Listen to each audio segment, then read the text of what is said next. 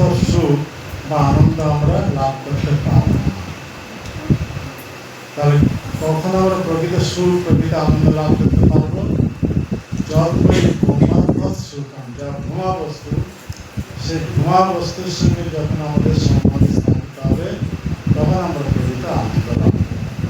আরে কথায় ধ্যান দিন, ভাষা নিয়ে এত বড় কথা নয়, শ্রবণটা হচ্ছে বড় কথা। এখানে বলা হচ্ছে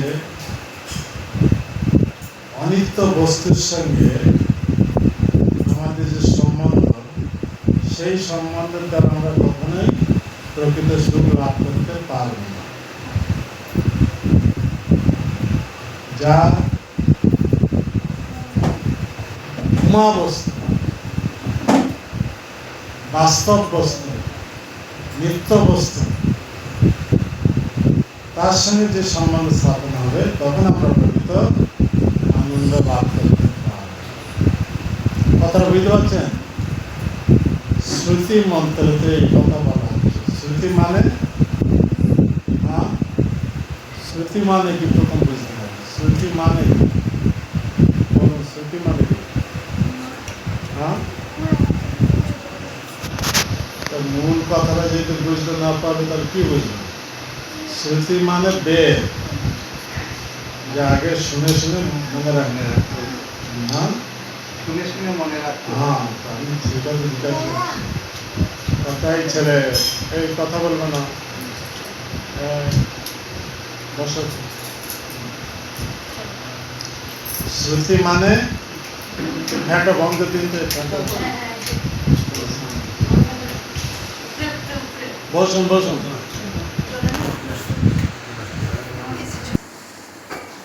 এখানে বেদতে এই কথা বলা হচ্ছে, শ্রুতি মন্ত্রতে এই কথা বলা হচ্ছে, ন অল্পে সুখম অস্তি। মানে অনিত্য বস্তুর সঙ্গে আমাদের যে সম্বন্ধ, সেই সম্বন্ধের দ্বারা আমরা প্রকৃত সুখ লাভ করতে পারবো না। তাহলে সুখ আমাদের কখন আমরা বাস্তব সুখ লাভ করতে পারবো? যত বই ভ্রমা তৎ সুখ, যা ভ্রমা বস্তু।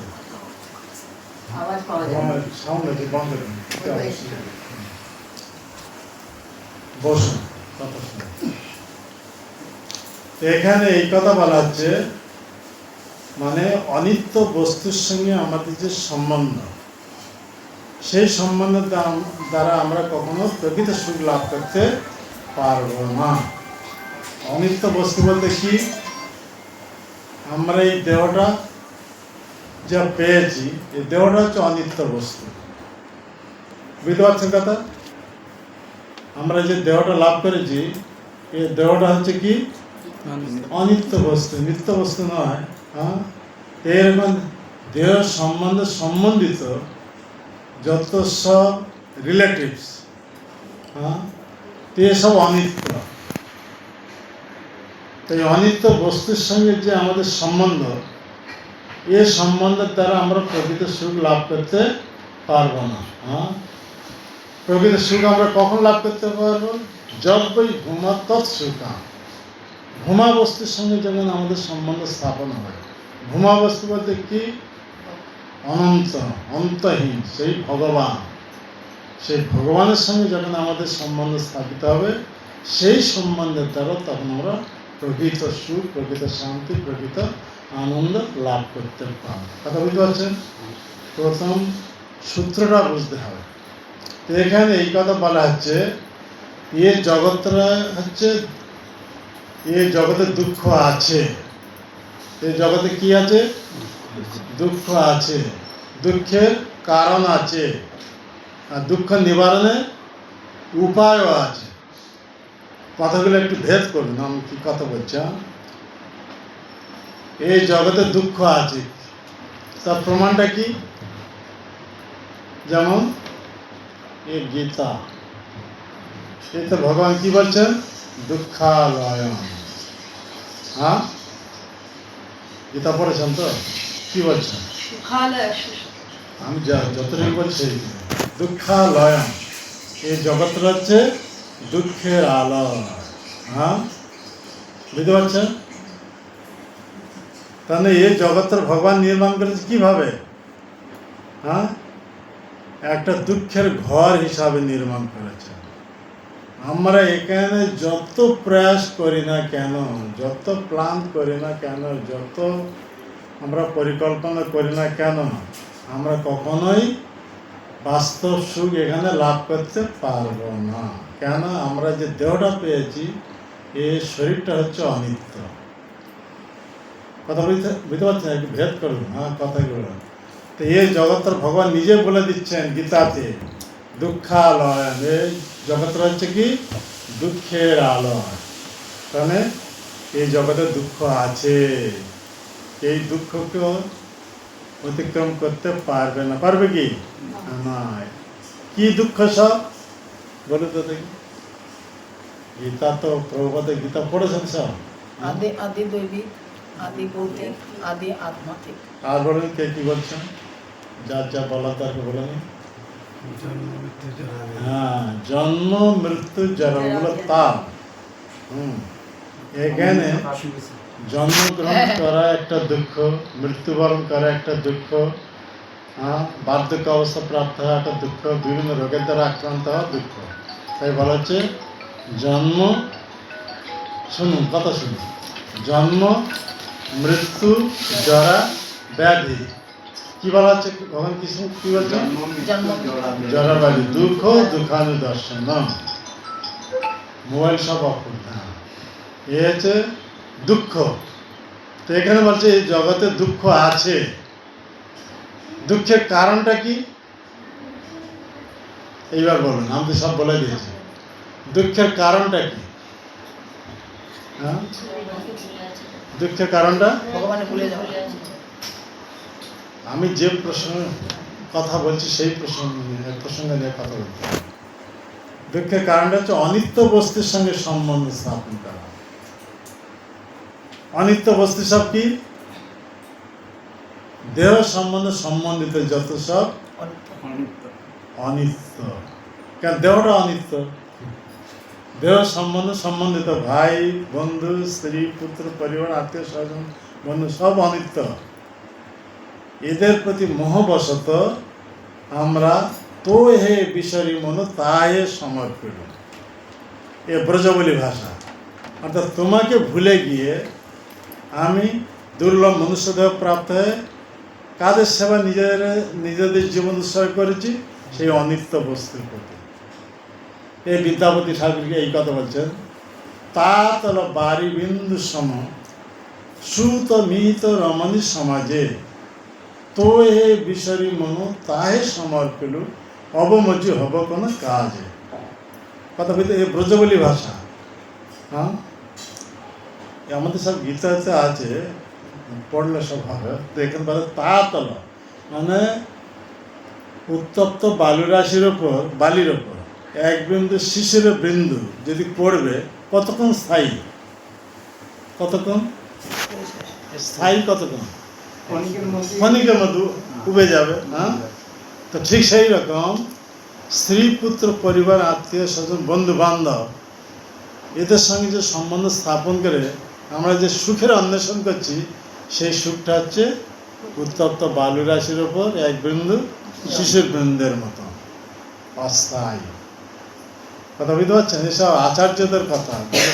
হ্যাঁ, তাই এখানে বলা হচ্ছে তা তল, তা তল উত্তপ্ত, তা তল বারি বিন্দু সম। বাড়ি মানে জল, বিন্দু সম, জলবিন্দু সম, উত্তপ্ত বালুরাশির উপর এক বিন্দু জলবিন্দু, জল যে পড়ছে জল, সেই জল যতক্ষণ স্থায়ী, এই সংসারে সেই সুখে যার পিছনে আমরা ধাবিত হয়েছি, হ্যাঁ, সেই সুখটা হচ্ছে ক্ষণিকের জন্য। তাই কি বলছে, তো হে বিষয়ী মনে তাই সমর্পণ অবমজি হব কোনো কাজে। আমরা এই দুর্লভ মনুষ্যদেহ প্রাপ্ত হয়েছি কী কারণের জন্য? সেই ভগবানকে ভজন করার জন্য, ভগবানকে ভক্তি করার জন্য। কিন্তু আমরা সংসারে মায়া বদ্ধ হয়ে কি হয়েছি, সেই ভগবানকে ভুলে গিয়ে এই অনিত্য বস্তুর সেবায় নিজের জীবন উৎসর্গ করে দুর্লভ মনুষ্য দেহটাকে আমরা নষ্ট করে পেয়েছি। এর পরবর্তী জন্য আমরা যে কীরকম দেহ প্রাপ্ত হওয়ার ঠিকানা নেই। আমাদের কর্ম অনুসারে যে পরবর্তী জন্য আমরা যে মনুষ্য দেহ প্রাপ্ত হবো তা ঠিক না। তো এখানে বলা হচ্ছে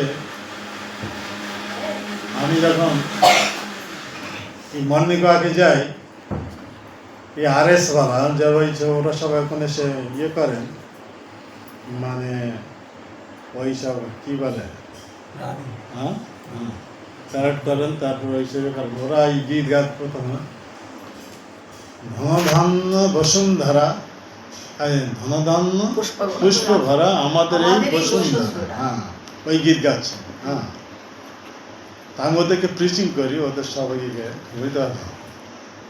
ওরা ওই সব আমি বলছি এখানে কি বলছে, ওই কবি বলছেন দ্বিজেন্দ্রলাল, এই দেশেতে জন্ম আমার, এই দেশেতে মরি। আচ্ছা, এই কথা যে বলছেন ধন ধান্য পুষ্প ভরা আমাদের এই বসুন্ধরা, বসুন্ধরা মানে কি? পৃথিবী। তো উনি কি বলতে চাচ্ছেন? এই বেঙ্গলকে বলছেন। দ্বিজেন্দ্রলাল কি বলছেন? ধন ধান্য বসুন্ধরা, পুষ্প ভরা আমাদের এই বসুন্ধরা। উনি বলতে চাচ্ছেন এটা বেঙ্গলটাকে, হ্যাঁ এই বেঙ্গলটা বোঝাচ্ছে, কিন্তু অর্থটা হচ্ছে কি পৃথিবী। বসুন্ধরা মানে পৃথিবী।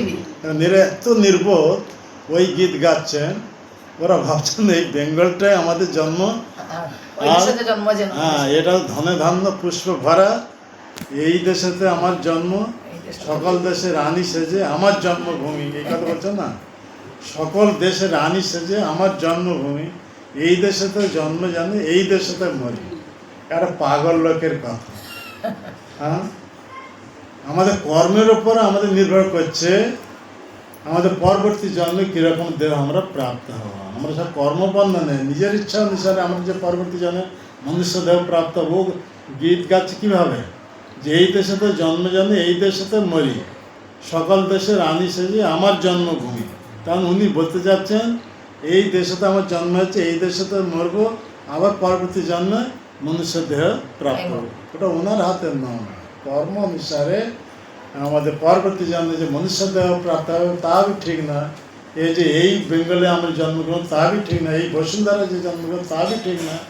হ্যাঁ, কর্ম অনুসারে কোথায় কীরকম দেহ প্রাপ্ত হবে তার ঠিকানা নেই। একজন অ্যাস্ট্রোলজার উনি বলছেন কি, ভারতের যে প্রথম প্রাইম মিনিস্টার হয়েছিলেন কে? জওহরলাল নেহরু। ভারত স্বাধীনতার পর মনুষ্যের জন্মের মধ্যেও উত্তম জন্ম প্রাপ্ত হয়েছে, ব্রাহ্মণ কুলে জন্ম। আবার উচ্চ পদ প্রাপ্ত হয়েছে, মনুষ্যচিত কর্তব্য করেননি, কুকুরকে ভালোবেসেছিল। হ্যাঁ, আজকাল সব বড় বড় শিক্ষিত লোক রাস্তায় কি কুকুর ধরে ঘুরছে। হ্যাঁ, কারণ প্রভুপাদ বলছেন ও ট্রেনিং নিচ্ছে পরবর্তী জন্মে ওইরকম একটা শরীর প্রাপ্ত হওয়ার জন্য, কুকুরের শরীর। হ্যাঁ, তো এই শিক্ষার হচ্ছে মূল্য, বুঝতে পারছেন, কর্মের ফল। তো অ্যাস্ট্রোলজার উনি বলছেন যে ওই যে জওহরলাল নেহরু মৃত্যুর পরে সুইজারল্যান্ডে কুকুর হয়ে জন্মগ্রহণ করেছে। হ্যাঁ, কর্মফল, আমরা সব কর্মবন্ধনে আবদ্ধ। এমনকি দেবরাজ ইন্দ্র দেবদেহ প্রাপ্ত হয়েছেন, গুরুচরণে অপরাধ করার জন্য মর্ত্য জগতে শুকর রূপে জন্মগ্রহণ করেছে। ওখানে অমৃত পান করতে, এখানে কি পান করছে? বিষটা চুমুক দিচ্ছে। হ্যাঁ, যেরকম দেহ শরীর প্রাপ্ত সেরকম স্বভাব হবে। তো এখানে দেখছি এইসব কথাগুলো, এই যে গীতগুলো সব লেখা হয়েছে, মানে কবিতা, এইসব কল্পিত, সব কোনো অর্থ নেই, অর্থহীন। কিন্তু ওইগুলো ওরা বহুত গুরুত্ব দিয়ে এগুলো গ্রহণ করছে। কিন্তু অর্থ যখন আমরা করব, ওর মধ্যে কোনো অর্থই নেই, পাগল লোকের কথা। হ্যাঁ, এইরকম। তো এখানে দেখা যাচ্ছে, আমরা দেখছি কি এখানে আমাদের আসল কথা হচ্ছে এখানে যে ন অল্পে সুখম বস্তি, অল্প বস্তুর সাথে অনিত্য বস্তুর সঙ্গে সম্বন্ধ স্থাপন করে আমরা প্রকৃত সুখ লাভ করতে পারবো না। তো প্রকৃত সুখ আমরা কখন লাভ করতে পারবো? যদ বই ভূমা তৎ সুখম, যা ভূমা বস্তু অর্থাৎ অন্তহীন, অনন্ত, সেই ভগবানের সঙ্গে যখন আমাদের সম্বন্ধ স্থাপন হবে, তখন আমরা বাস্তব সুখ, বাস্তব আনন্দ লাভ করতে পারব। তো এই পর্যন্ত কথা বুঝতে পারলেন। যেমন তার প্রত্যক্ষ একটা উদাহরণ দিচ্ছেন প্রভুপাদ, যে একজন মালিক বাজার থেকে একটা টিয়া পাখি কিনে নিয়ে এসছে। নিয়ে একটা লোহার পিঞ্জারার মধ্যে রেখেছে, খেতে দিচ্ছে, সব কিছু করছে, কিন্তু ও পাখিটি মানে টিয়া পাখিটি ওই যে পিঞ্জারা যে কাঠি ওতে কামড়াচ্ছে, ক্যাঁ ক্যাঁ ক্যাঁ করে কামড়াচ্ছে। তার মানে ও এই মন্ত্র উচ্চারণ করছে, বেদ মন্ত্র। কি মন্ত্র? ন অল্পে সুখম আসতে, ন অল্পে সুখম আসতে। মানে সংকীর্ণ পরিবারের সংকীর্ণ জায়গার মধ্যে, সংকীর্ণ গণ্ডির মধ্যে আমি প্রকৃত সুখ লাভ করতে পারছি না। হ্যাঁ, তার মানে মালিক কি বুঝলেন? হয়তো লোহার পিঞ্জারা দিয়েছি, সেই কারণে ওই এরকম চিৎকার করছে, কামড়াচ্ছে। ঠিক আছে, লোহার পিঞ্জারা চেঞ্জ করে রূপার পিঞ্জারা করে দেবে। তো রূপার পিঞ্জারা করে দিলে, ওর ভিতরে রাখা হলো, আবার ওই ওর ভিতরে খাদ্য দিচ্ছে, খাবার দিচ্ছে, খাচ্ছে, আবার ওই কামড়াচ্ছে পিঞ্জারা কাঠি। হ্যাঁ, তার মানে কী বলছেন? ন অল্পে সুখম আসতে, ন অল্পে সুখম। তার মানে ক্যাঁ ক্যাঁ করছে, এই শব্দটা প্রভুপাদ বলছেন কি? ন অল্পে সুখম অস্তি, অর্থাৎ এই সংকীর্ণ জায়গার মধ্যে আমার প্রকৃত সুখ আমি লাভ করতে পারছি না। কিন্তু মালিক বুঝছে কি যে এই রূপার পিঞ্জারার মধ্যে রাখে, তাই ক্যাঁ ক্যাঁ করছে। যদি সোনার পিঞ্জারা তৈরি করে দেবো তাহলে আর ক্যাঁ ক্যাঁ করবে না। তো সোনার পিঞ্জারা তৈরি করে দিলে, সোনার দ্বারা নির্মিত, পয়সা আছে করে দিচ্ছে। হ্যাঁ, তো ওর ভিতরে রাখে গেল, ওর ভিতরে আবার ওই কিছু সময় পরে ওই কামড়েছে, তার মানে ক্যাঁ ক্যাঁ করছে। তার মানে ন অল্পে সুখম আসতে, ন অল্পে সুখম আসতে। কারণ এই বৈদিক মন্ত্র উচ্চারণ করছেন। তো প্রকৃত সুখ কখন পাবে? যখন পিঞ্জরা থেকে ওকে মুক্ত করে দেওয়া, উদার আকাশে যখন উড়বে, তখন প্রকৃত সুখ আর ক্যাঁ ক্যাঁ করবে না। করবে কি না? তো এখানে ঠিক আমরা সব গণ্ডিবদ্ধ অবস্থা রয়েছি, সংকীর্ণের মধ্যে আমরা সুখ অনুসন্ধান করছি। তাই সেই সুখটা কীরকম? উত্তপ্ত বালুরাশির ওপর এক বিন্দু জলের বিন্দু যতক্ষণ স্থায়ী, সেই সংসার সুখটা হচ্ছে সেই রকম অনিত্য। তাই বিদ্যাপতি ঠাকুর বলছেন, তা হলো সেই কথা বারিবিন্দু সম সুত মিত রমণী সমাজে, তো হে বিষয়ী মন তাই সমর্পিল অবমোচি হব কোন কাজে। আধো জন্ম হাম নিদে গোয়াইল, জরা শিশু কতদিন গেল, নিদে বনে রমণী রসরঙ্গে মা তুলে, তো এ ভজব কোন বেলা। কত চতুরান মরি মরি যাও তো নতুয়া আদি অবসানা, আদি অনাদিক নাথ কহে আসি অবতার ভারত হারা, শেষ সমান ভয়ে। ये বিদ্যাপতি ঠাকুর এই কথা বলে, তুয়া বিনু গতি নাহি আরা। হ্যাঁ, এ হচ্ছে ভক্তিমূলক ক্ষেত্রে এখন বলা হচ্ছে। এখানে বলা হচ্ছে কি আমরা এই দুর্লভ মনুষ্য দেহটা প্রাপ্ত হচ্ছে, হঠাৎ প্রাপ্ত হয়নি। বহু বহু মনুষ্য ইতর শরীরে ঘোরার পর ভগবানের কৃপায় আমরা এই দুর্লভ মনুষ্য দেহ প্রাপ্ত হয়েছি।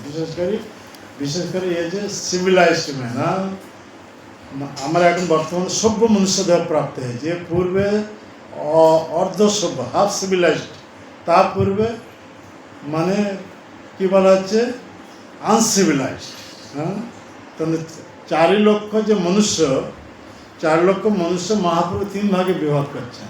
প্রথম বলা হচ্ছে কি আনসিভিলাইজড, তারপর হাফ সিভিলাইজড, এখন আমরা সিভিলাইজড ম্যান। হ্যাঁ, তা এখানে প্রথম হচ্ছে বলা হচ্ছে uncivilised man, half civilised man.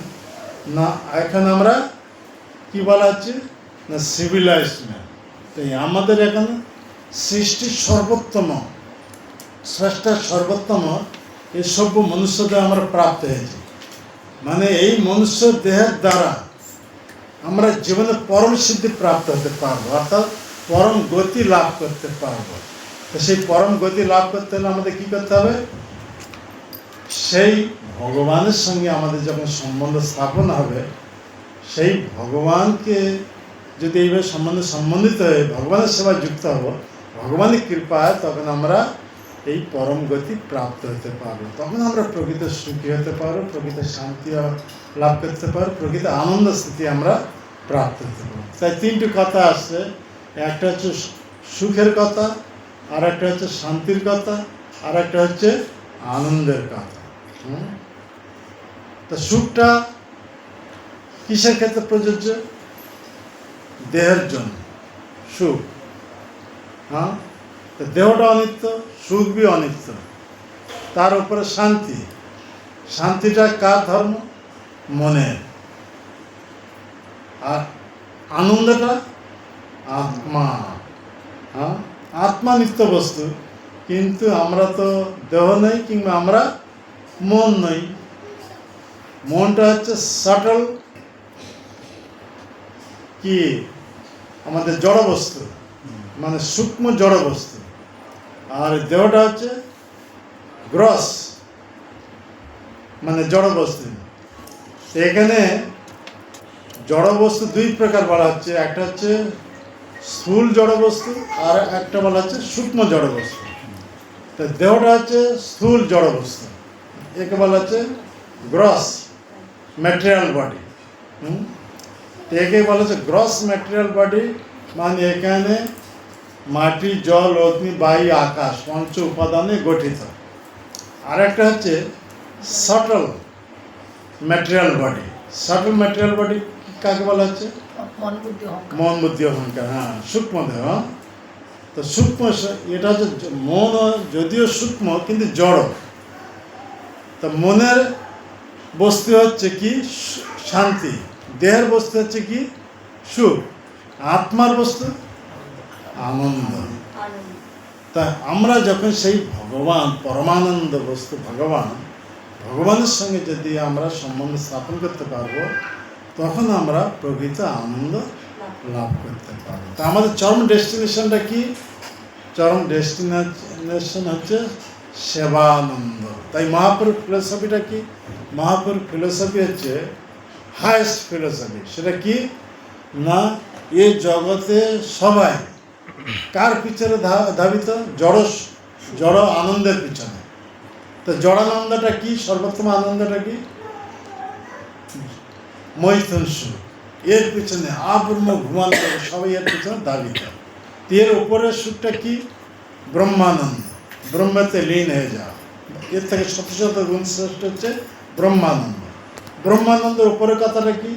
Premananda, প্রেম। তার উপরে কথা হচ্ছে কি? সেবানন্দ। তা আমরা যেহেতু ভগবানের নিত্য দাস, আমাদের একমাত্র বৃত্তি হচ্ছে ভগবানের সেবায় যে পর্যন্ত আমরা যুক্ত না হতে পারছি, সে পর্যন্ত আমরা প্রকৃত আনন্দ লাভ করতে পারব না। এ হচ্ছে চৈতন্য মহাপ্রভুর ফিলোসফি, হায়েস্ট ফিলোসফি। আমাদের চরম স্বরূপ অবস্থা হচ্ছে মঞ্জরি ভাব, মানে সখীদের থেকেও শ্রেষ্ঠ। যদিও মঞ্জরি সখীর আনুগত্যে, কিন্তু ভগবানের যে কুঞ্জলীলা, সখীরা উপস্থিত থাকতে পারবে না, সেখানে মঞ্জরি উপস্থিত থাকবে। তা আমাদের চরম ডেস্টিনেশন হচ্ছে মঞ্জরি ভাবে, এইভাবে রাধা কৃষ্ণের সেবা সুখ।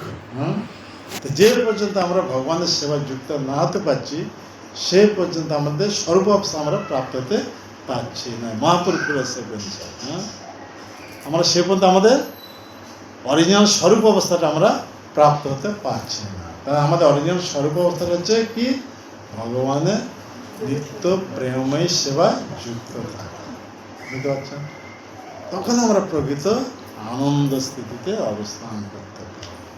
এখানে এই কথা বলা হচ্ছে, ন অল্পে সুখম অস্তি, অর্থাৎ অনিত্য বস্তুর সঙ্গে, অল্প বলতে অনিত্য বস্তুর সঙ্গে, নশ্বর বস্তুর সঙ্গে আমরা যে সম্বন্ধ স্থাপন করে সুখ অনুসরণ করছি, এটা সেই পিঞ্জরাবদ্ধ পাখির মতো। ততক্ষণ আমরা ক্যাঁ ক্যাঁ ক্যাঁ ক্যাঁ করতে থাকি। ক্যাঁ ক্যাঁ করতে মানে এইসব আমরা কত রকম এই দুঃখ ভোগ করতেই থাকি। যখন সে পিঞ্জরা থেকে পাখিটাকে মুক্ত করে দেওয়া যাবে, তখন আর ক্যাঁ, উদার আকাশে যখন ডানা মেলে উঠতে থাকবে, তখন সে পরম সুখ, পরম আনন্দ লাভ করতে পারবে। কথা বুঝতে পারছেন?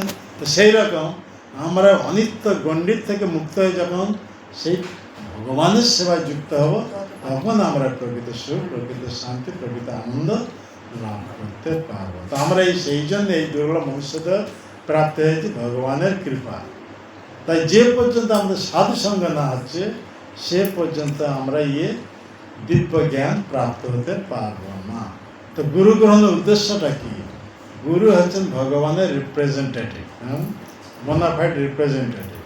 তো সেই গুরুর মাধ্যমে অনাদিকাল ধরে ভগবানের সঙ্গে আমাদের যে সম্বন্ধ ছিন্ন হয়ে গেছে, সেই সম্বন্ধের পুনি স্থাপন করে দেওয়ার জন্য গুরু। তাই এখানে বলা হচ্ছে চক্ষু দান দিল যেই জন্মে জন্মে প্রভু সেই দিব্য জ্ঞান হৃদয় প্রকাশ। দিব্য জ্ঞানটা কি তাহলে এখানে? দিব্য জ্ঞানটা কি? হ্যাঁ, সবাই তো গীত গাচ্ছেন, গাচ্ছেন। দিব্য জ্ঞানটা কি? অর্থাৎ সম্বন্ধ জ্ঞান। ঈশ্বরের সঙ্গে সম্বন্ধ। হ্যাঁ, ভগবানের সঙ্গে আমাদের যে সম্বন্ধ, এই জ্ঞান গুরুর মাধ্যমে আমরা প্রাপ্ত হব। এই যে সম্বন্ধ জ্ঞান, আমরা সেই সম্বন্ধ জ্ঞান হারিয়ে ফেলেছি। এখন ভগবানের সঙ্গে যে আমাদের নিত্য সম্বন্ধ, তার থেকে বিচ্যুত হয়ে আমরা কার অনিত্য বস্তুর সঙ্গে সম্বন্ধ স্থাপন করেছি। সেই কারণে আমরা এই জন্মমৃত্যু চক্রেতে পড়ে গেছি। তাই এখানে আমরা দুঃখ ভোগ করছি। তাই এখানে বলা হচ্ছে জগতে দুঃখ আছে, দুঃখের কারণ আছে। আর লাস্টে কি বলা হলো? তাহলে কিছু বলেন না। দুঃখ নিবারণ উপায় আছে। আমি এই কথা বললাম না প্রথমে? হ্যাঁ, কথাগুলো মনে হয় বুঝছেন না কি বলবেন? এখানে বলা আছে জগতে দুঃখ আছে। এই ভগবান কৃষ্ণ গীতাতে বলে দিলেন। কি বললেন? দুঃখালয় অশাশ্বত। জগতের হচ্ছে দুঃখের ঘর। আমরা যত প্রয়াস করি না কেন, আমরা কখনো সুখী হতে পারবো না। প্রথম কথাটা বুঝতে পারলাম? একটু একটু করে বুঝি, না হলে আর কি হবে? হ্যাঁ, তারপর বলা হলো কি? দুঃখের কারণ আছে। কারণটা কি বলুন তো? হ্যাঁ, এই বুঝাচ্ছেন। আমরা অনিত্য বস্তুর সঙ্গে সম্বন্ধ স্থাপন করি, তাই আমরা এটাই হচ্ছে দুঃখের কারণ। আমরা যদি ভগবানের সঙ্গে সম্বন্ধ যে স্থাপন করবো, তাহলে আমাদের দুঃখের কারণ আর থাকবে না। হ্যাঁ, তারপর লাস্ট কি বলা হলো? দুঃখ নিবারণ উপায় আছে। দুঃখ নিবারণ উপায়টা কি? যখন আমরা ব্রহ্মভূত স্থিতি প্রাপ্ত হব, ন সচতি ন কাঙ্ক্ষতি, তখন আর আমাদের জাগতিক কোনো বস্তু প্রাপ্তির জন্য কামনা থাকবে না। আর জাগতিক বস্তু, জাগতিক সম্বন্ধ যদি ছিন্ন হয়ে যাবে, তার জন্য আমাদের কোনো দুঃখই হবে না। তাই ব্রহ্মভূত প্রসন্ন আত্মা ন শোচতি ন কাঙ্ক্ষতি। কথা বুঝতে পারছেন? ব্রহ্মভূত প্রসন্ন আত্মা, যখন আমরা ব্রহ্মভূত বলতে কি বোঝানো হচ্ছে? ত্রিগুণের ঊর্ধ্বে যাব। আমরা সব ত্রিগুণের মধ্যে আছি, গুণীভূত। আমরা কি বলছি? আমাদের কি বলা হচ্ছে? গুণীভূত, অর্থাৎ ত্রিগুণের অধীনে আমরা আছি। তাই আমাদের কি বলা হচ্ছে? তাই জীবভূত। হ্যাঁ, আমাদেরকে ভগবান কৃষ্ণ গীতাতে কি বলছেন? মমে বাংশ শুনুন কথা। মমে বাংশ, হ্যাঁ, মমে বাংশ জীবলোকে, জীবভূত সনাতন। আমরা জীবভূত, মমে মাংস জীবলোকে। এই জীবলোকে হচ্ছে জড় জগতে, হ্যাঁ, জীব জগতে। এই জীব জগতে আমরা ভগবানের নিত্য অংশ, মানে বিভিন্ন অংশ। সেই বিভিন্ন অংশটা কীরকম না? জীবভূত সনাতন। আমরা সব এক একটা ভূত, বুঝতে পারছেন? কিন্তু এ ভূতরা কীরকম ভূত? নিত্য ভূত, সনাতন ভূত। তো ভূতরা কেন বলা হচ্ছে জীবভূত? আমরা জীব, অথচ ভূত কেন বলা হচ্ছে? মানে কারোর যদি একটা ভূত যদি ভর করবে, সে তার নিজের অস্তিত্ব আর বজায় রাখতে পারবে না। ভূত যা বলাবে সে তাই বলাবে। কিন্তু আমাদের উপর কতটা ভূত ভর করেছে? হ্যাঁ, কটা? 5টা। হ্যাঁ, কীরকম ভূত? মহাভূত। 5টি মহাভূত। এই সাধারণ ভূত না, একে কি বলা হচ্ছে? মহাভূত, পঞ্চ মহাভূত। 5টি মহাভূত আমাদের উপর ভর করে। আমরা তাহলে কি? হ্যাঁ, কি আমরা? আমাদের উপর ভর করেছে 5টা মহাভূত। কথাগুলো বুঝতে থাকবেন। হ্যাঁ, আমরা তাহলে কি? ভগবান কৃষ্ণ গীতাতে প্রথম বলছেন এই উপদেশ, we are not this body, we are spirit soul. কারণ আমরা হচ্ছে আত্মা। তাই জীবাত্মা, জীবাত্মার উপর 5টা মহাভূত। 5টা মহাভূত কি সব? হ্যাঁ, মাটি, জল, অগ্নি, বায়ু, আকাশ। আকাশ। একে সংস্কৃত ভাষা বলা হচ্ছে ক্ষি, তপ, তেজ, মরুত, বম। পঞ্চ মহাভূত আমাদের উপর ভর করেছে। ভর করার জন্য আমরা আমাদের স্বরূপ অবস্থা ভুলে গেছি। সেই ভূত যা বলাচ্ছে, যেভাবে আমাদেরকে দিচ্ছে, আমরা সেই হিসাব পরিচয় দিচ্ছি। অমুক অফিসার, অমুক বাবু, তুমুক, তার মানে কি দেহটা সম্বন্ধে এইভাবে আমরা পরিচয় দিচ্ছি। এটা আমাদের আসল পরিচয় নয়। আমাদের আসল পরিচয়টা কি? ভগবান চৈতন্য মহাপ্রভু বললেন, জীবের স্বরূপ হয় কৃষ্ণের নিত্য দাস। তারপর কি বললেন? জীবের স্বরূপ হয় কৃষ্ণের নিত্য দাস। তারপর কৃষ্ণের তটস্থ শক্তি ভেদ অভেদ প্রকাশ। এই চৈতন্য মহাপ্রভুর ফিলোসফি। মানে এখানে বলা হচ্ছে কৃষ্ণের তটস্থ শক্তি, মানে কৃষ্ণের যে তিন প্রকার অনন্ত শক্তির মধ্যে তিনটি মুখ্য বলা হচ্ছে। একটা হচ্ছে বহিরাঙ্গ শক্তি, আর একটা বলা হচ্ছে অন্তরাঙ্গ শক্তি, আর একটা তটস্থ শক্তি। তো বহিরাঙ্গ শক্তি প্রকাশ হবে জড় জগৎ, অন্তরঙ্গ শক্তি প্রকাশ হবে চিৎ জগৎ, আর তারে জীব জগৎ। আমরা সব জীব। আমাদেরকে কিছু খেলা আছে তটস্থ শক্তি, মানে internal potency, external potency, marginal potency. তো আমরা সব কোন পটেন্সি অন্তর্ভুক্ত? মার্জিনাল পটেন্সি, তটস্থ শক্তি। তো তটস্থ শক্তি মানে যেখানে জল আর স্থল একসঙ্গে মিশেছে, যে রেখা, তাকে বলা হচ্ছে কি? মার্জিনাল। Marginal potency. তো আমরা জীব হিসাব পটেন্সি, তো মার্জিনাল পটেন্সি। তা জীব হয় অন্তরাঙ্গ শক্তিতে অন্তর্ভুক্ত থাকতে হবে, তা নাহলে বহিরাঙ্গ শক্তিতে থাকতে হবে। তা আমরা সব এখন কোথায় আছি? বহিরাঙ্গ শক্তিতে। মানে বহিরাঙ্গ শক্তি, বহিরাঙ্গ শক্তি প্রকাশিত জড় জগতে। তাই আমরা এখানে দুঃখ ভোগ করছি, কিন্তু এটা দুঃখালয়। আমরা এখানে দুঃখ ভোগ করছি। এই আমরা আমাদের স্বাভাবিক অবস্থা হচ্ছে আমরা মায়ার অধীন। এখন মায়ার অধীন বলতে এখানে দুই প্রকার মায়ার কথা বলা হচ্ছে। একটা হচ্ছে যোগমায়া, আর একটা মহামায়া। কথা বুঝতে পারছেন? আমরা মায়ার ঈশ্বর নয়, আমরা সব মায়া অধীন। মুক্ত হলেও সেই অধীন। আমরা যে কোনো অবস্থা থাকি না কেন, আমরা মায়ার অধীনেই থাকতে হবে। তা আমরা যখন মহামায়ার অধীনে থাকবো, তখন আমরা ত্রিতাপের দ্বারা তাপিত। আর যখন যোগমায়ার অধীনে থাকবো, তখন আমরা কেবল আনন্দ, আনন্দ, সেবানন্দ আমরা এই উপভোগ করতে থাকবো। একমাত্র ভগবান হচ্ছে মায়ার ঈশ্বর, মায়াধীশ, মায়ার ঈশ্বর। আমরা সব মায়ার অধীন। কথা বুঝতে পারছেন? কিন্তু আমরা এখন আছি কোন মায়ার অধীন? মহামায়ার অধীন। তাই আমরা মহামায়া ত্রিতাপের দ্বারা তাপিত হচ্ছি। আদি ভৌতিক, আদি দৈবিক, আদি আত্মিক, ত্রিতাপের দ্বারা তাপিত হচ্ছে। কেন ত্রিতাপের দ্বারা তাপিত হচ্ছি? বলুন দেখি, বলুন। ত্রিতাপের দ্বারা কেন তাপিত হচ্ছে? অনেকটা বস্তুকে নিজের ভাবছি। কেন মায়াদেবী আমাদের ত্রিতাপে তাপিত করাচ্ছে? হ্যাঁ, কৃষ্ণকে ভুলে যাওয়ার জন্য।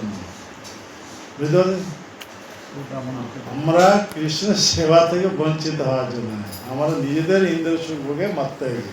তাই এই দোষে মায়া তারে কি ত্রিতাপে তাপিত হয়, তাকে জাপটিয়া ধরে, মানে এই ত্রিতাপের দ্বারা তাপিত করছে। বুঝতে পারছেন? এটা হচ্ছে আমাদের জন্য একটা মহৎ উপকার। এইভাবে ত্রিতাপে তাপিত যখন করবে, আমরা অনন্ত দুঃখ দুর্দশা যখন ভোগ করব, তখন সাধুগুরু কৃপা যখন কৃষ্ণমুখী হব, তখন এই মায়ার ত্রিতাপে থেকে আমরা তখন মুক্ত হব। যে পর্যন্ত আমরা সেই ভগবানের চরণে আশ্রয় না করছি, সে পর্যন্ত আমরা ত্রিতাপে থেকে মুক্ত হতে পারব। ততদিন পর্যন্ত আমাদেরকে ত্রিতাপে তাপিত হতেই হবে। তো এখানে মহামায়ার অধীনে আমরা আছি বলে এখন দুঃখ ভোগ করছি। মহামায়া মানে ভগবানের সেবা ছেড়ে নিজেদের ইন্দ্র সুখে মত্ত হওয়ার জন্য আমরা মহামায়ার কবল আছি। এখন সাধুগুরু কৃপা যখন মহামায়ার কবল থেকে আবার কৃষ্ণমুখী হব, তখন অন্তরঙ্গা শক্তি যোগমায়ার অধীনে যখন আমরা থাকবো তখন আমরা নিত্য সুখী আনন্দ। তো সেই তাকে ব্রহ্মভূত স্থিতি বলা হচ্ছে। এখানে ত্রিগুণের ঊর্ধ্বে, অর্থাৎ প্রকৃতির তিনটি গুণ আছে, তমগুণ, রজগুণ, সত্যগুণ। সত্যগুণের ঊর্ধ্বে, ত্রিগুণের ঊর্ধ্বে একে বলা হচ্ছে কি? হ্যাঁ, এ ব্রহ্মভূত। ব্রহ্মভূত স্থিতি। তাই এই ব্রহ্মভূত স্থিতিকে বলা হচ্ছে বসুদেব স্থিতি। বসুদেব স্থিতি মানে কি? শুদ্ধ সত্য স্থিতি। কথা বুঝতে পারছেন? ত্রিগুণ ঊর্ধ্বে একে বলা হচ্ছে কি? ব্রহ্মভূত। এই স্থিতি প্রাপ্ত হলে কি হবে? নো শোচতি নো কাঙ্ক্ষতি, অর্থাৎ এখানে আমাদের আর কোনো শোক থাকবে না। শোক মানে কি? আমাদের কোনো রিলেটিভ যদি বিয়োগ হয়ে যাবে, অতি অন্তরঙ্গ কোনো স্ত্রী হোক, পুত্র হোক, এই বিয়োগ হবে, তার জন্য কোনো শোক হবে না। ব্রহ্মভূত স্থিতি। হ্যাঁ, একে বলা হচ্ছে কি? No শোচতি no কাঙ্ক্ষতি। আর জাগতিক কোনো বস্তু প্রাপ্তির জন্য আমাদের কোনো কামনা থাকবে না। তার মানে সে সর্বদা ব্রহ্মচিন্তনে নিমগ্ন, ব্রহ্মভূত স্থিতি। তো এই ব্রহ্মভূত স্থিতি প্রাপ্ত হলেও যে পর্যন্ত পরম ব্রহ্মের সেবায় যুক্ত না হচ্ছে, সে পর্যন্ত তিনি প্রকৃত তার স্বরূপ অবস্থা সে প্রাপ্ত হতে পারবে না। তো এখানে সেই মহাপুরুষ ফিলোসফি অনুসারে এখানে আসতে হবে কি? প্রত্যক্ষ সেই ভগবানের সেবায় যে কোনো যুক্ত না হচ্ছে। এখানে সুখদেব গোস্বামীর উদাহরণ দেওয়া হচ্ছে। সুখদেব গোস্বামী এই ব্রহ্মভূত স্থিতিতে ছিলেন। কোন স্থিতিতে ছিলেন? ব্রহ্মভূত স্থিতি। তার মানে মাতৃগর্ভের থেকে যখন জাত হলেন তখন 12 বর্ষ কিশোরে পরিণত হলেন সঙ্গে সঙ্গে। বুঝতে পারছেন? কারণ 12 বর্ষ মাতৃগর্ভে ছিলেন। ভগবান কৃষ্ণ যখন অভয় দিলেন যে তুমি মায়াগ্রস্ত হবে না, তুমি ভূমিষ্ঠ হও, ভগবান শ্রীকৃষ্ণের কথা অনুসারে সুখদেব গোস্বামী মাতৃগর্ভতে ভূমিষ্ঠ যখন হন, সঙ্গে সঙ্গে কত বর্ষ বয়স হয়ে গেল? 12 বর্ষ কিশোরে। কে বাবা, কে মা, কে আত্মীয় স্বজন, বন্ধু বান্ধব, কারোর প্রতি কোনো রকম মোহ নেই, সমস্ত রকম মোহ থেকে মুক্ত। তার মানে সর্বদা সে ব্রহ্মচিন্তা নিমগ্ন থাকার জন্য গৃহ ত্যাগ করে কোথায় চলে গেলেন? বনে চলে গেলেন। কিন্তু বনে চলে গেলেন, উনি তখন সেই ব্রহ্মভূত স্থিতিতে ছিলেন। ব্রহ্মভূত স্থিতিতে কীরকম অবস্থাটা? নো শোচতি নো কাঙ্ক্ষতি, সম সর্বভূতেষু। সব জীবের প্রতি কী ভাব? সমভাব। তো সমভাব মানে কি? কে স্ত্রী, কে পুরুষ, এ ভেদজ্ঞান ওনার মধ্যে ছিল না। একেই বলা হচ্ছে ব্রহ্ম মানে কি? কি বলার লাগে না? ব্রহ্মভূত প্রসন্ন সম সর্বভূতেষু। এই সর্বভূতেষু সমান ভাব। তার মানে ব্রহ্ম দর্শন, আত্মদর্শন, শরীরটা দর্শন করতে না। তাই এখানে বলা আছে কে স্ত্রী, কে পুরুষ, এই ভেদজ্ঞান ওনার মধ্যে ছিলেন, কিন্তু তখন পর্যন্ত উনি ভক্তি প্রাপ্ত হতে পারেন না। তারপরে লাস্টে কি বলা হচ্ছে? মদ ভক্তি লবতে পরাম, এই শ্লোকে বলা আছে। কখন? এই ব্রহ্মভূত স্থিতি যখন প্রাপ্ত হবেন, সেই অবস্থায় যদি সাধু সঙ্গ হবে ভগবানের শুদ্ধ ভক্তে, তখন তিনি প্রকৃতপক্ষে ভগবানের সেবায় যুক্ত থাকতে পারবেন, প্রেমময় সেবা। কীভাবে হলো না? যখন সুখদেব গোস্বামী বনের মধ্যে চলে গেলেন, তখন ওনার পিতাকে, সুখদেব গোস্বামী পিতাকে ব্যাসদেব, ত্রিকালদর্শী, ভগবানের অবতার। তো উনি তখন দেখলেন কি, সুখদেব গোস্বামীকে আমার কাছে আনতে হলে কি শিক্ষা দিতে হবে না? ভাগবতের শ্লোক যদি এর কানে প্রবেশ করবে, ওই ভাগবতের প্রতিটি শ্লোক হচ্ছে কৃষ্ণের মতো আকর্ষণ। তো এই ভাগবত শ্লোক যখন ওর কানে প্রবেশ করবে, ওই শ্লোকও গিয়ে আকর্ষণ করে আমার কাছে নিয়ে আসবে। তাই ব্যাসদেব কী করলেন না, বনেতে যারা কাঠ কাটছিল ওদেরকে 2টি শ্লোক শিক্ষা দিলেন, ভাগবতের 2টি প্রসিদ্ধ শ্লোক। একটা হচ্ছে কৃষ্ণের অপার গুণের কথা, করুণার কথা, আর একটা কৃষ্ণের মাধুর্যময় লীলা কথা, রূপের কথা, এই 2টি শ্লোক। আর ওদেরকে নির্দেশ দিলেন, তোমরা যখন বনে কাঠ কাটতে থাকবে, সর্বদাই মুখে এই দুইটি শ্লোক আবৃত্তি করতে থাকবে। উদ্দেশ্য কি? যখন সুখদেব গোস্বামী বনের রাস্তা দিয়ে চলতে থাকবে, কাঠুরিয়াদের মুখ থেকে উচ্চারিত এই শ্লোক যখন ওর কর্ণগোচর হবে, এই শ্লোক ওকে আকর্ষণ করে আমার কাছে নিয়ে আসবে, তখন আমি এই ভাগবত শিক্ষা ওকে দেব। কথাটা বুঝতে পারছেন? হ্যাঁ, শুনতে থাকুন, কত সুন্দর কথা কিনে আসছে। এইভাবে প্রথম শ্লোক শিক্ষা দিল, অহো বকি জং স্তন কালকূটম জিঘাংসপ দত্ত সাধু লেব গৌতিক ধাত্র চিন্তন অন্নম কঙ্বা দয়ালন শরণং ব্রজ। প্রথম শ্লোক। কারণ এই শ্লোকের অর্থটা কি? বাকাসুরের ভগ্নী কে? পুতনা, এক অসতী নারী, স্তনেতে কালকূট বিষ মিশিয়ে এসেছিল শিশু কৃষ্ণকে বধ করার জন্য। তখন কৃষ্ণ বয়স মাত্র 6 দিন, হ্যাঁ, গোকুল মহাবনে নন্দ মহারাজের ভবন, 6 দিনের শিশু, ওকে বধ করার জন্য এসেছিল। আর কৃষ্ণ কি করলেন? স্তনের দুগ্ধের সঙ্গে পুতনা প্রাণবায়ী আকর্ষণ করে কৃষ্ণকে পুতনাকে বধ করে ধাত্রীমাতা পদ দিয়ে নিজের ধাম গোড়ে বৃন্দাবনে প্রেরণ করেন। এইরকম করুণাময় ব্যক্তি এই জগতে আর কে হতে পারে? একজন এসেছিল যাকে বধ করার জন্য, তিনি তাকে বধ করে ধাত্রীমাতা পদ দিয়ে নিজের ধাম গোড়ে বৃন্দাবনে প্রেরণ করেন। এরকম করুণাময় ব্যক্তি জগতে আর কে হতে পারবে? তো এই দ্বিতীয় শ্লোকটা কি?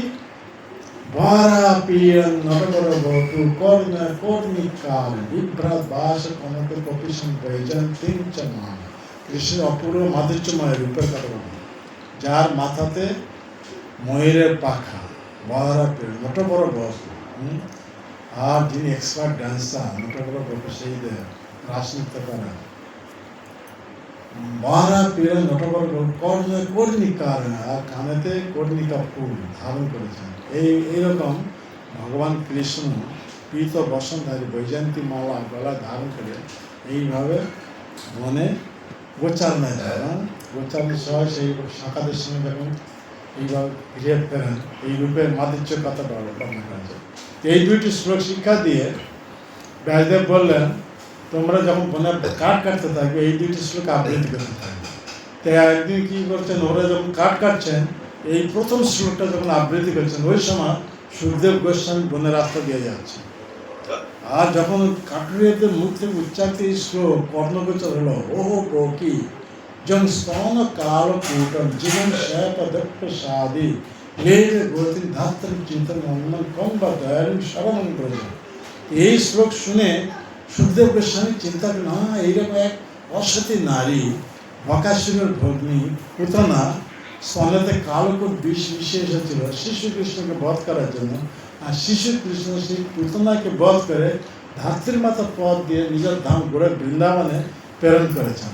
তো আমি এইরকম করুণাময় ব্যক্তি জগতে কে হতে পারে? আমি তার স্মরণে যাব না তো কার স্মরণে যাব? ওই দিন সুখদেব গোস্বামী ব্রহ্মচিন্তন চিরতরের জন্য পরিত্যাগ করে কাঠুরিয়াদের কাছে এসে জিজ্ঞাসা করেন, তোমরা এই শ্লোক কার কাছ থেকে শিক্ষা লাভ করেছো? এনারা আমাদের গুরুদেব হচ্ছেন ব্যাসদেব। ব্যাসদেব এই কথাটা শুনে ওই সুখদেব গোস্বামী, যিনি জন্মের মাত্র গৃহত্যাগ করে বনে চলে যাচ্ছিলেন, আর ব্যাসদেব ওনার পিছনে হা পুত্রকে ডাকছিলেন, তখন সুখদেব গোস্বামী মুখ থেকে কোনো প্রত্যুত্তর আসেনি। এখন এই শ্লোক যখন ওনার কানে প্রবেশ করেছে, ওই শ্লোক ওকে আকর্ষণ করে বন থেকে আবার নিয়ে এলো কোথায়? ঘরে। হ্যাঁ, ওনার পিতা যে সরস্বতী নদী কূলে সম্মাপ্রাশ্রমে, বদরিকাশ্রম, ওখানে অবস্থান করে ওনার চরণে এসে পৌঁছতে বলছেন, এই ভাগবত শিক্ষা আমাকে প্রদান করুন। কথা বুঝতে পারবেন? এই ভাগবত শিক্ষা ব্যাসদেবের তো বহু শিষ্য ছিল, কাউকে দিলেন না কেন? মানে ওরা কে এইরকম সুখদেব গোস্বামীর মতো ঊর্ধ্বতা ব্রহ্মচারী ছিলেন না। প্রথম ব্যাসদেব কলিহত জীবদের দিব্যজ্ঞান প্রাপ্তির জন্য বেদকে 4 ভাগে বিভাগ করেন। বেদ প্রথমে একই ছিল, এক থেকে কটি ভাগে ভাগ করেন? 4 ভাগে। প্রত্যেক ভাগে নিজের শিষ্য এক এক শিষ্যকে আচার্য পদে ভূষিত করেন। যেমন ঋগ্বেদে আচার্য ভূষিত করেন কাকে? না, ওনার শিষ্য ব্যাসদেব, ওনার শিষ্য এক শিষ্য কৈল ঋষিকে। কি নাম বলা হলো? পৈল ঋষি। হ্যাঁ, এই শাম বেদে আচার্য রূপে জৈমিন ঋষি রূপে, ও ব্যাসদেবের শিষ্য। এই শাম যজুর বেদে আচার্য রূপে ভূষিত করলেন কাকে? বৈশাম্পায়ন ঋষিকে। অথর্ব বেদে আচার্য রূপে ভূষিত করলেন কাকে? সুমন্ত ঋষিকে। কথা বুঝতে পারছেন? এসব চারজন ব্যাসদেবের শিষ্য। তারপর যত সব পুরাণ ইতিহাস এসব আচার্য পদ ভূষিত করলেন কাকে? রোমহর্ষ ঋষিকে, ব্যাসদেবের শিষ্য। হ্যাঁ, রোমহর্ষ ঋষি এই পুরাণ কথা ব্যক্ত করে নৈমিষারণ্যে সন্ন্যাগাতে ঋষিদের শ্রবণ করাতো না। তে হচ্ছে সেই রোমহর্ষ ঋষি, ব্যাসদেবের শিষ্য। তারপর যখন এই ভাগবত প্রাপ্ত হল নারদ মুনির কৃপায়, তখন এই ভাগবত শিক্ষা দেওয়ার মতো উপযুক্ত কেউ ছিল না। কেন? ভাগবত শিক্ষা লাভ করতে হলে ঊর্ধ্বরেতা ব্রহ্মচারী হতে হবে। আর ভাগবত এত সুসিদ্ধান্ত রয়েছে, সে সুসিদ্ধান্ত হৃদয়ঙ্গম করতে হলে ঊর্ধ্বরেতা ব্রহ্মচারী না হলে তা গ্রহণ করতে পারবে না, উপলব্ধি করতে পারবে না। বহু তপস্যার ফলে ব্যাসদেব সুখদেবকে পুত্র রূপে প্রাপ্ত হয়েছিল, কিন্তু সেই পুত্র এখন গৃহত্যাগ করে কোথায়? বনে চলে গেছে। তা ভাগবত শিক্ষা কাকে দেবে? তাই ব্যাসদেব ট্রিক করে এই ভাগবতের 2টি শ্লোক কাঠুরিয়াদেরকে শিক্ষা দিয়েছেন। আর কাঠুরিয়াদের মুখ থেকে যখন প্রথম শ্লোকটি শ্রবণ করে, তখন ওই শ্লোক সুখদেবকে আকর্ষণ করে কোথায় নিয়ে উপস্থিত করেন? পিতার কাছে। বুঝতে পারলেন? এই কারণে ব্যাসদেব, যিনি কৃষ্ণলীলা ব্যাসদেব ছিলেন, চৈতন্য মহাপ্রভুলীলা তিনি কি রূপে এসছেন? বলুন তো দেখি, কি রূপে এসছেন? হ্যাঁ, বৃন্দাবন দাস ঠাকুর। হ্যাঁ, সেই বৃন্দাবন দাস ঠাকুর এই কথা বলছেন, কৃষ্ণ তুল্য ভাগবত বিভু সর্বাশ্রা, প্রতি শ্লোকে প্রতি অক্ষরে নানা অর্থ কয়। এখানে কি বলা হচ্ছে? ভাগবত কার সঙ্গে তুলনা করা হচ্ছে? কৃষ্ণের সঙ্গে। কৃষ্ণ তুল্য ভাগবত, তার মানে ভাগবতের কত স্কন্ধ আছে?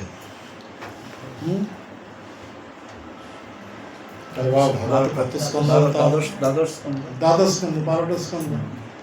দ্বাদশ স্কন্ধ কত অধ্যায় আছে? কত অধ্যায় আছে ভাগবতে? এগুলো জানতে হবে না, ভক্ত হয়েছে না, এগুলো না জানলে কি হবে?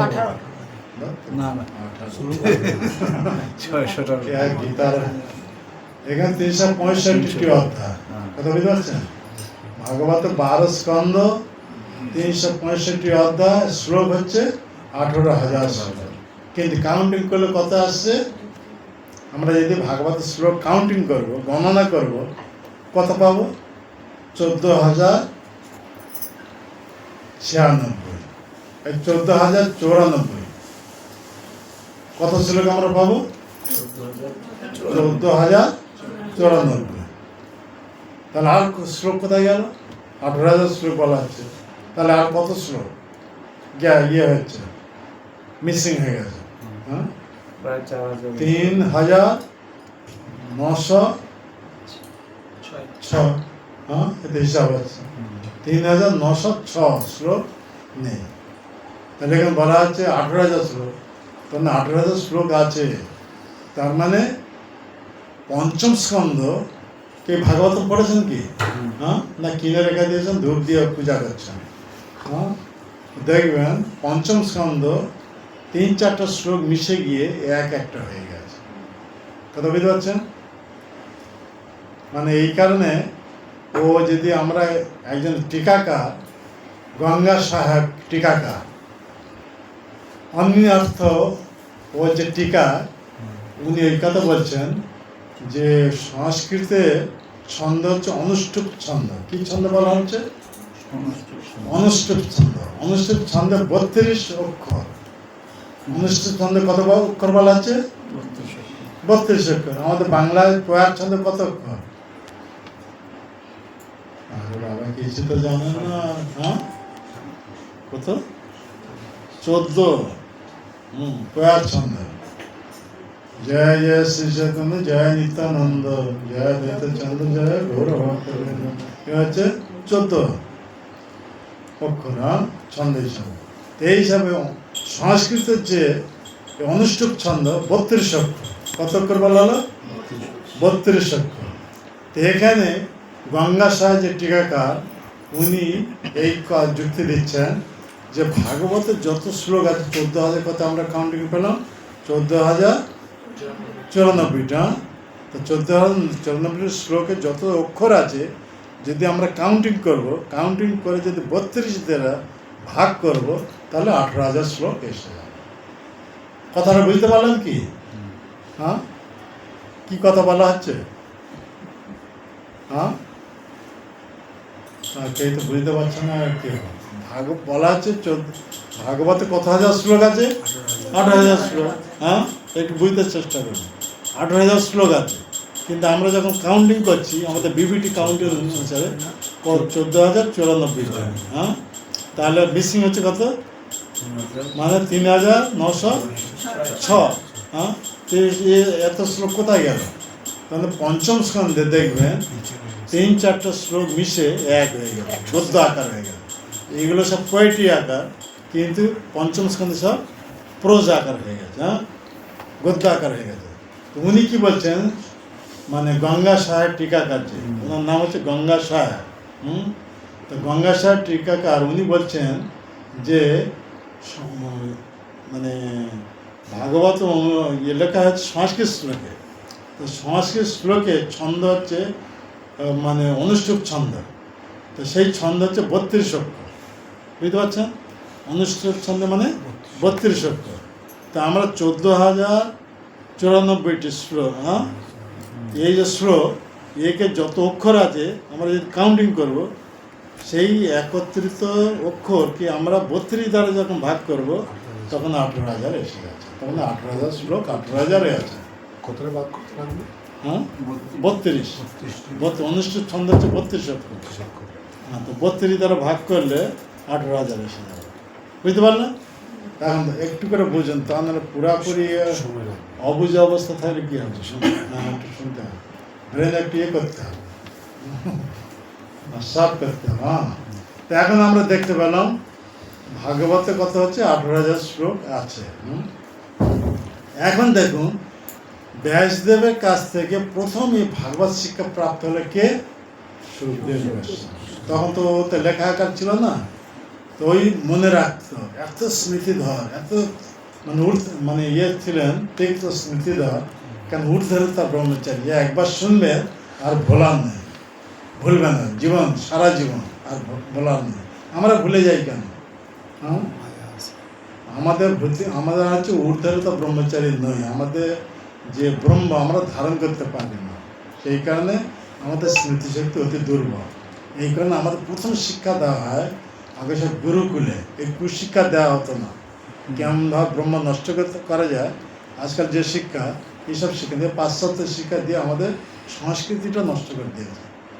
আমাদের শিক্ষা হচ্ছে গীতা ভাগবতম। প্রথমে গুরুকুলে যাবে, গুরু প্রথম শিক্ষা দেবে কি, তুমি দেহ নাও, তুমি হচ্ছে 5 বছর বয়স থেকে। হ্যাঁ, 5 বছর বয়স গৃহ ত্যাগ করে কোথায় যাবে? গুরুকুলে, গুরুর অধীনে। আর গুরু প্রথমে এই শিক্ষা দেবে, হ্যাঁ, যে তুমি দেহ না, তুমি হচ্ছে আত্মা। এই আত্মচেতনা তখন ও দৃঢ় করতে হবে। বুঝতে পারছেন? তখন আর দেহ থেকে বীর্য স্খলন হওয়ার নাই, কুচিন্তা নাই, কোনো এ নাই। তাই স্মৃতিশক্তি এত তীক্ষ্ণ হবে যে যত ওই বীর্য ধারণ করতে পারবে তার স্মৃতিশক্তি তত তীক্ষ্ণ হবে। আর এইসব কুশিক্ষার প্রভাব দেহ থেকে ওই বীর্য যখন স্খলন হয়ে যাবে, তার বুদ্ধি স্মৃতিশক্তি কিছুই থাকবে না। এই খাচ্ছে, পরক্ষণে 2 ঘন্টা পরে জিজ্ঞাসা করে কতটা আইটেম হয়েছে, কিছু বলতে পারবে না। ও মাথা চুলকাতে থাকে, চুলকাতে চুল উঠে যাবে, কিন্তু কটা আইটেম হয়েছে ও বলতে পারবে ঠিকভাবে। কেন? স্মৃতিশক্তি এত দুর্বল হয়ে গেছে। কেন? আজকাল সব কুশিক্ষার প্রভাবে কুচিন্তা মনের মধ্যে প্রবেশ করার ফলে বুদ্ধি কুচিন্তা হয়ে গেছে, যার ফলে কিছুই মনে থাকবে না। এসব ঊর্ধ্বরেতা ব্রহ্মচারী, এই কারণে বলা হচ্ছে আগে এইসব শিক্ষা দেওয়া হতো। তো এখানে বলা হচ্ছে কি, তো এখানে সুখদেব গোস্বামী ওই একবার শুনে উনি তো হয়ে গেলেন কি চলন্তি ভাগবত। কি হয়ে গেল? চলমান ভাগবত, চলন্তি। আর তখন তো লেখা করে ছিল না, চলন্তি ভাগবত। ওইভাবে বিচরণ করছেন। আর এইদিকে কি হয়েছে না, পরীক্ষিত মহারাজ উনি মৃগয়া গেছিলেন, মৃগয়া তৃষ্ণার্ত হয়ে পড়েছিলেন, মৃগের পিছনে ধাবিত হয়ে, তখন জলের অনুসন্ধানে কোথায় এসেছিলেন? শ্রমিক মুনির আশ্রমে। আর শ্রমিক মুনি তখন ধ্যানরত ব্রহ্মচিন্তনে নিমগ্ন ছিলেন। আর ওইভাবে পরীক্ষিত মহারাজ যখন এসেছেন অত্যন্ত তৃষ্ণার্ত হয়ে, দেখলেন উনি তখন চিন্তা করছেন কি, যে আমি এসেছি অতিথি সেবা করতে হবে, তাই আমাকে দেখে চোখ বন্ধ করে নিয়েছে, এরকম ভাবছেন। কে? পরীক্ষিত মহারাজ, যিনি ভগবানের মহান ভক্ত। এসব ভগবানের ইচ্ছা হচ্ছে। হ্যাঁ, কেন? একই পরিবারে সেই অর্জুনকে লক্ষ্য করে ভগবান কৃষ্ণ রণভূমিতে এই গীতা উপদেশ দিলেন। কাকে? অর্জুন। কাকে লক্ষ্য করে? হ্যাঁ, কাকে লক্ষ্য করে? অর্জুনকে লক্ষ্য করে। আর এখন সেই অর্জুনের নাতি কে? পরীক্ষিত। তাকে কেন্দ্র করে জগতে ভাগবত প্রদান করবে। কথা বুঝতে পারছেন? দেখুন কিরকম ভক্তেরা অর্জুনকে লক্ষ্য করে। অর্জুন ভগবানের কত ভক্ত ছিলেন, কিন্তু কাকে চুজ করলেন? অর্জুন। হ্যাঁ, তাও গৃহস্থ। হ্যাঁ, তো এইরকম অর্জুন কত বড় ভক্ত ছিলেন, যাকে লক্ষ্য করে এই গীতা বাণী, হ্যাঁ, অমৃতময় বাণী জগৎবাসীদেরকে প্রদান করলেন। এখন সেই ভগবানের লীলা কথা কার মাধ্যমে প্রকাশ করতে চান? পরীক্ষিতের মাধ্যমে। পরীক্ষিতের মাধ্যমে। হ্যাঁ, কি বলা, আমি তো ঠিক কথা বলছি। পরীক্ষিতের মাধ্যমে একই পরিবারের কথা বলছি না। অর্জুনের নাতি, হ্যাঁ, অর্জুনের ছেলে হচ্ছে অভিমন্যু, অভিমন্যুর ছেলে হচ্ছে পরীক্ষিত। পরীক্ষিতের মাধ্যমে। তাহলে পরীক্ষিত কত বড় ভক্ত ছিলেন ভগবান। হ্যাঁ, মাতৃগর্ভে ভগবান তাকে রক্ষা করছিলেন না, সাধারণ লোক না। সেই পরীক্ষিতকে কেন্দ্র করে জগতে এখন এই ভাগবত প্রকাশ করবেন। আর ভগবান কৃষ্ণ যতদিন পর্যন্ত ছিলেন ততদিন পর্যন্ত দাপর যুগ। কথা বুঝতে পারছেন? একটু চিন্তা করুন, এইদিকে মন দিয়ে শুনুন। এখন সেই কৃষ্ণ যখন অন্তর্ধান করলেন লীলা সম্বরণ করে, তখন কি হয়ে গেল? কলিযুগ শুরু হয়ে গেল। কলিযুগ কত বছর পর প্রথম এই ভাগবত অধিবেশন করা হলো? যে সুখদেব গোস্বামী মুখ থেকে পরীক্ষিত মহারাজ শ্রবণ করলেন, কত বছর পর? কে বলতে পারো? না, শুনতে পারবেন। শুনতে চান এসব কথা? ধ্যান সাগর, অন্য মানুষ কালে কিছু হবে না, সেখানে ধ্যান সাগর শ্রবণ করুন। তো ভগবান কৃষ্ণ অন্তর্ধানের পর 30 বছর পর, 30 বছর পর এই প্রথম অধিবেশন হচ্ছে। পরীক্ষিত মহারাজকে এইভাবে শৃঙ্গির দ্বারা অভিশাপ্ত করা হয়। বুঝলাম না? শ্রমিক মন্দির পুত্র শৃঙ্গির দ্বারা অভিশপ্ত কারণ কি? 7 দিনে তক্ষ দংশনে মৃত্যু হবে। আর এই সমাচার শ্রমিক মন্দির এক শিষ্য গোমুখে এসে পরীক্ষিত মহারাজকে জানিয়ে দিল যে এইরকম ওনার ছেলে শৃঙ্গি অভিশাপ দিয়েছেন, 7 দিনে তক্ষ দংশনে মৃত্যু হবে। তখন পরীক্ষিত মহারাজ চিন্তা করেন, এই আমার জন্য আমার এক মহা আশীর্বাদ। দেখুন ওনার এত শক্তি ছিল, এত প্রভাব ছিল, এই অভিশাপকে উনি অ্যাভয়েড করতে পারতেন, এড়িয়ে যেতে পারতেন, কিন্তু করেননি। কারণ কৃষ্ণের ইচ্ছা বলে মেনে নিয়েছেন, নিয়ে প্রস্তুত হয়ে গেলেন। দেখুন সংসারের প্রতি কীরকম অনাসক্ত ছিল। সমগ্র পৃথিবীর একছত্র সম্রাট ছিলেন কে? পরীক্ষিত মহারাজ। দেখুন কী এরকম সম্রাট। আমরা একটা ঘরে যদি থাকবো, ঘরে পচে পচে মরবো, তথাপি ঘর ছাড়া আমরা বাইরে যাবো না। যাবে কি? হ্যাঁ, দেখুন পরীক্ষিত মহারাজ কীরকম অনাসক্ত। যেই শুনলেন যে 7 দিনের মধ্যে 7 দিনের দিন তক্ষ মৃত্যু হবে, সঙ্গে সঙ্গে কৃষ্ণের আশীর্বাদ জেনে ওই রাজ ঐশ্বর্য সব মলপথ পরিত্যাগ করে ওনার প্রথম ছেলে কি জন্মেঞ্জয়ের উপর সমর্পণ করে দিয়ে রাজকার্য থেকে বিদায় নিয়ে 7 দিনে প্রস্তুত হতে লাগলেন কীভাবে জীবনে পরমসিদ্ধি প্রাপ্ত হবে। এই গঙ্গা উপকূলে এসে উপস্থিত হয়। আর ওখানে সব সিদ্ধ পুরুষরা এসে উপস্থিত হয়ে গেছেন, উচ্চ লোকের সিদ্ধ পুরুষ। ওরা সব ত্রিকাল দেশে ছিলেন। ওরা জানতেন এখানে সুখদেব গোস্বামী আসবে, ভাগবত কথা পরিবেশন করবে, আমরা সেই সুখদেব গোস্বামীর মুখ থেকে ভাগবত কথা শ্রবণ করবো। ওরা আগে থেকে এসে উপস্থিত হয়ে গেছেন যারা শ্রোতা। আর এখানে সব রাজর্ষি, দেবর্ষি, মহর্ষি এরাও সব নিজের নিজের শিষ্য সহ এসে উপস্থিত হয়ে গেছে। সুখদেব গোস্বামী আসার পূর্বে সব এসে উপস্থিত হয়ে গেছেন। গৌতম, তারপর নারদ, অসিত দেবল যত সব ঋষি, ব্যাস আদি সব নিজ নিজের শিষ্য সহ বৈশিষ্ট্য আদি সব এসে উপস্থিত হয়ে গেছে ভাগবত কথা শ্রবণ করার জন্য। দেখুন কীরকম ওরা শ্রবণের প্রতি কত গুরুত্ব আরোপ করেছে না। এইবার সবাই যখন এসে উপস্থিত হয়ে গেছেন, এমন সময় সুখদেব গোস্বামী চলন্তি ভাগবত রূপে ঘুরতে ঘুরতে যখন ওখানে এসে উপস্থিত হয়ে যান, পরীক্ষিত মহারাজ ওনাকে স্বাগত করে উচ্চ আসনে দেন, ব্যাসাসনে বসান। বসে হাত জুড়ে তখন বলছেন, হে ব্রহ্ম, হে ভগবান, আমার আয়ু আর মাত্র 7 দিন।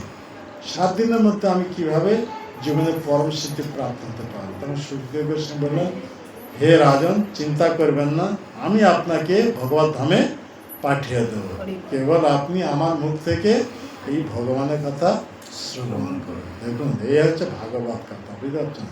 এরা পরিবেশন হয়েছিল কখন না, কৃষ্ণ অন্তর্ধানের পর 30 বছর, যখন কলিযুগের আয়ু 30 বছর হয়েছে, 30 বছরে ভাদ্র মাসে শুক্লপক্ষে নবমী তিথিতে ভাগবত কথা প্রথমেই পরিবেশন করেন কে? সুখদেব গোস্বামী। পরিবেশন কাকে শ্রবণ করেছিলেন? পরীক্ষিত মহারাজ। সেখানে যতটা মুনি ঋষিরা সবাই উপস্থিত ছিলেন। এই পরীক্ষিত মহারাজ 7 দিন ভাগবত কথা শ্রবণ করে এই নশ্বর দেহটা যেহেতু অভিশাপ প্রাপ্ত হয়েছেন শৃঙ্গির দ্বারা, তখন দংশনে ভস্মীভূত করিয়ে ভগবানের মতো পার্শ্বদত্ত দেহ প্রাপ্ত হয়ে ভগবত ধামে চলে যান। একে বলা হচ্ছে ভাগবত। তারপর দ্বিতীয়বার ভাগবত পরিবেশন হয়েছিল কত? এই পরীক্ষিত মহারাজ শ্রবণে 200 বছর পরে। কথা বুঝতে পারছেন? প্রথম পরিবেশনে, তারপরে 200 বছর পরে। কোথায় হয়েছিল না, গোকর্ণ। ওনার ভাই ধুন্ধুকারীকে ভূতের দেহ থেকে মুক্ত করার জন্য। কেন ধুন্ধুকারী এমন সব গর্হিত পাপকর্ম করেছিল, সেই পাপকর্মের পরিণামস্বরূপ মৃত্যুর পরে কীরকম দেহ প্রাপ্ত হয়েছিল? ভূতের দেহ, অসহ্য যন্ত্রণা। এই ভূতের দেহ যখন প্রাপ্ত হয়েছিল, তো সেই গোকর্ণ, ওনার ভাই যে গোকর্ণ তীর্থ পরিভ্রমণে ছিলেন, উনি যখন লোকমুখে শোনেন যে এইভাবে ওনার ভাই মানে মৃত্যু হয়ে গেছে, আর তখন ওই ভাই মৃত্যু হয়ে এইভাবে ভূতের দেহ প্রাপ্ত হয়েছে, তো ওই বাড়িতে আর কেউ যেত না, ওটা ভূতের বাড়ি হয়ে গেছিল। ধুন্ধুকারীর বাড়িটা কি হয়ে গেছিল? ভূতের, মোড়েও ভূত হয়ে গেছিল। তাই ওখানে যে সন্ধ্যার সময় যাবে, ইট পাথর ছুটতে থাকবে, ওই ভয়তে কেউ গ্রামের লোক যেত না। তো এখন এই কথা শুনে গোকর্ণ বিভিন্ন তীর্থতে ভাইয়ের উদ্দেশ্যে পিণ্ড দিয়ে দান করেছিলেন। পিণ্ড দিলে কি হবে, মানে সদ্গতি প্রাপ্ত হবে। কিন্তু ও সব পিণ্ড দিয়েছেন বিভিন্ন তীর্থ, গয়া আদি বিভিন্ন তীর্থ সব পিণ্ড দিয়েছেন। দিয়ে একদিন গোকর্ণ সন্ধ্যার সময় এসে পৌঁছে গেছেন গ্রামে। তো সন্ধ্যা হয়ে গেছে, উনি তখন চিন্তা করলেন, আজকে এখানে ঘরে রাতটা কাটিয়ে দেবো, সকাল হলে নিত্যকর্ম সেরে গ্রামের লোকেদের সঙ্গে মেলামেশা করবে। গ্রামের লোক সবাই ওনাকে ভালোবাসত। কাকে? গোকর্ণ। গোকর্ণ হচ্ছে মা ভাগবত, ভগবানের ভক্ত। তো মা ভাগবত, ভগবানের ভক্ত কে না ভালোবাসবে? সবাই ভালোবাসবে। তো গ্রামের লোকেরা সবাই ভালোবাসত। তো উনি যখন এসেছেন তীর্থ পরিভ্রমণ করে ঘরে ফিরে এসেছেন, তখন সন্ধ্যা হয়ে গেছে। তখন চিন্তা করলে আজকে রাত্রিটা ঘরে শুয়ে প্রাতঃকালে নিত্যকর্ম সেরে গ্রামের লোকেদের সঙ্গে মেলামেশা করবে। আর যেই শুয়েছেন, একটু পরে চারদিক থেকে ইট পাথর এসে পড়ছে। তখন ওর ভাই ভূতের দেহ যে প্রাপ্ত হয়েছে, ও আর কী করছে? ইট পাথর ছুটছে, কিন্তু এর দেহ স্পর্শ হচ্ছে না, চারদিকে এসে পড়ছে। তারপর কখনো সিংহ রূপ ধারণ করে আসছে ওকে খাওয়ার জন্য, কখন অজগর সর্পরূপ ধারণ করে আসছে, কখন সিংহ, কখনো কুম্ভীর রূপ ধারণ করে আসছে, কোনো মহিষের রূপ ধারণ করে আসছে, বিভিন্ন রূপ ধারণ করে আসছে, ভয় দেখাচ্ছে। কিন্তু এ তো মহাভাগবত। এর সঙ্গে সঙ্গে বুঝতে পারলেন কি এইরকম দুষ্কর্মের যোগী জন্য প্রেতাত্মা দেহ প্রাপ্ত হয়েছে, যার ফলে এইরকম। গোকর্ণ, তুমি কে? তোমার পরিচয় কি? ভগবানের ভক্ত কারো থেকে ভয় নেই। গোকর্ণ এইভাবে জিজ্ঞাসা করেন। তখন কিছু বলতে পারছে, করছে কেন? ভূতের দেহ। তখন মন্ত্রপুত যে কমণ্ডলী ছিল গোকর্ণের কাছে, মন্ত্রপুত জল যখন ছিটে দেবে, তখন কথা বলার শক্তি হবে।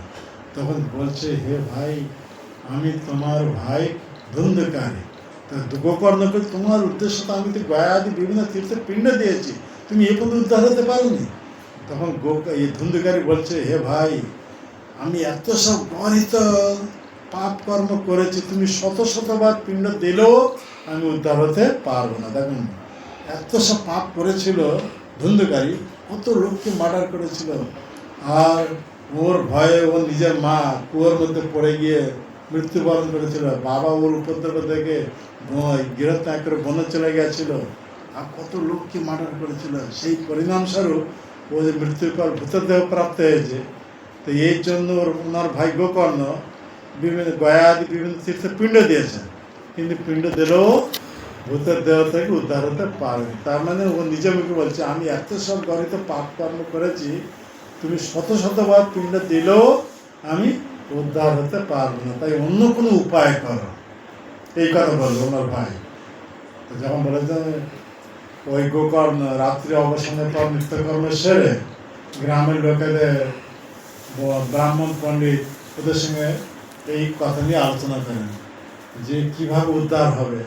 ওরা কিছু উপায় কথা বলতে পারলেন না, তো সবাই মিলে গোকর্ণকে বললেন, আপনি সূর্যদেবকে আরাধনা করুন, আর সূর্যদেব যে উপায়ের কথা বলবে সেই উপায় যদি অবলম্বন করে তাহলে ভাই ভূতের দেহ থেকে উদ্ধার হতে পারবে। তখন গোকর্ণ এত পাওয়ারফুল ছিলেন, সূর্যদেবকে স্তব করেন। সূর্যদেব স্তব করার জন্য সূর্যদেব ওনার সামনে প্রকট হয়ে যায়। গোকর্ণ হাত জোড়ে জিজ্ঞাসা করেন, ভাইয়ের এই দুর্দশাতে কীভাবে সে উদ্ধার হবে?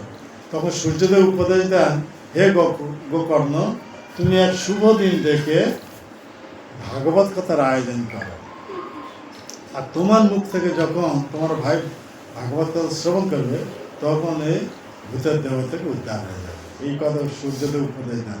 তবে গ্রামের যেসব ব্রাহ্মণ বৈষ্ণব পণ্ডিত ওদের সঙ্গে পরামর্শ করে এক শুভ দিন দেখে ওই ভাগবত কথার আয়োজন করে। আর গ্রামের লোক সব এসে উপস্থিত হয়ে গেছেন ওই শুভ দিনে ভাগবত কথা শ্রবণ করার জন্য। দ্বিবেদী, ত্রিবেদী, চতুর্বেদী সব টাইটেলধারী সব ব্রাহ্মণ বৈষ্ণব এসে উপস্থিত হয়ে গেছে। অন্য অন্য দূর দূর গ্রাম থেকে সব এসে উপস্থিত হয়েছেন ভাগবত কথা শ্রবণ করার জন্য।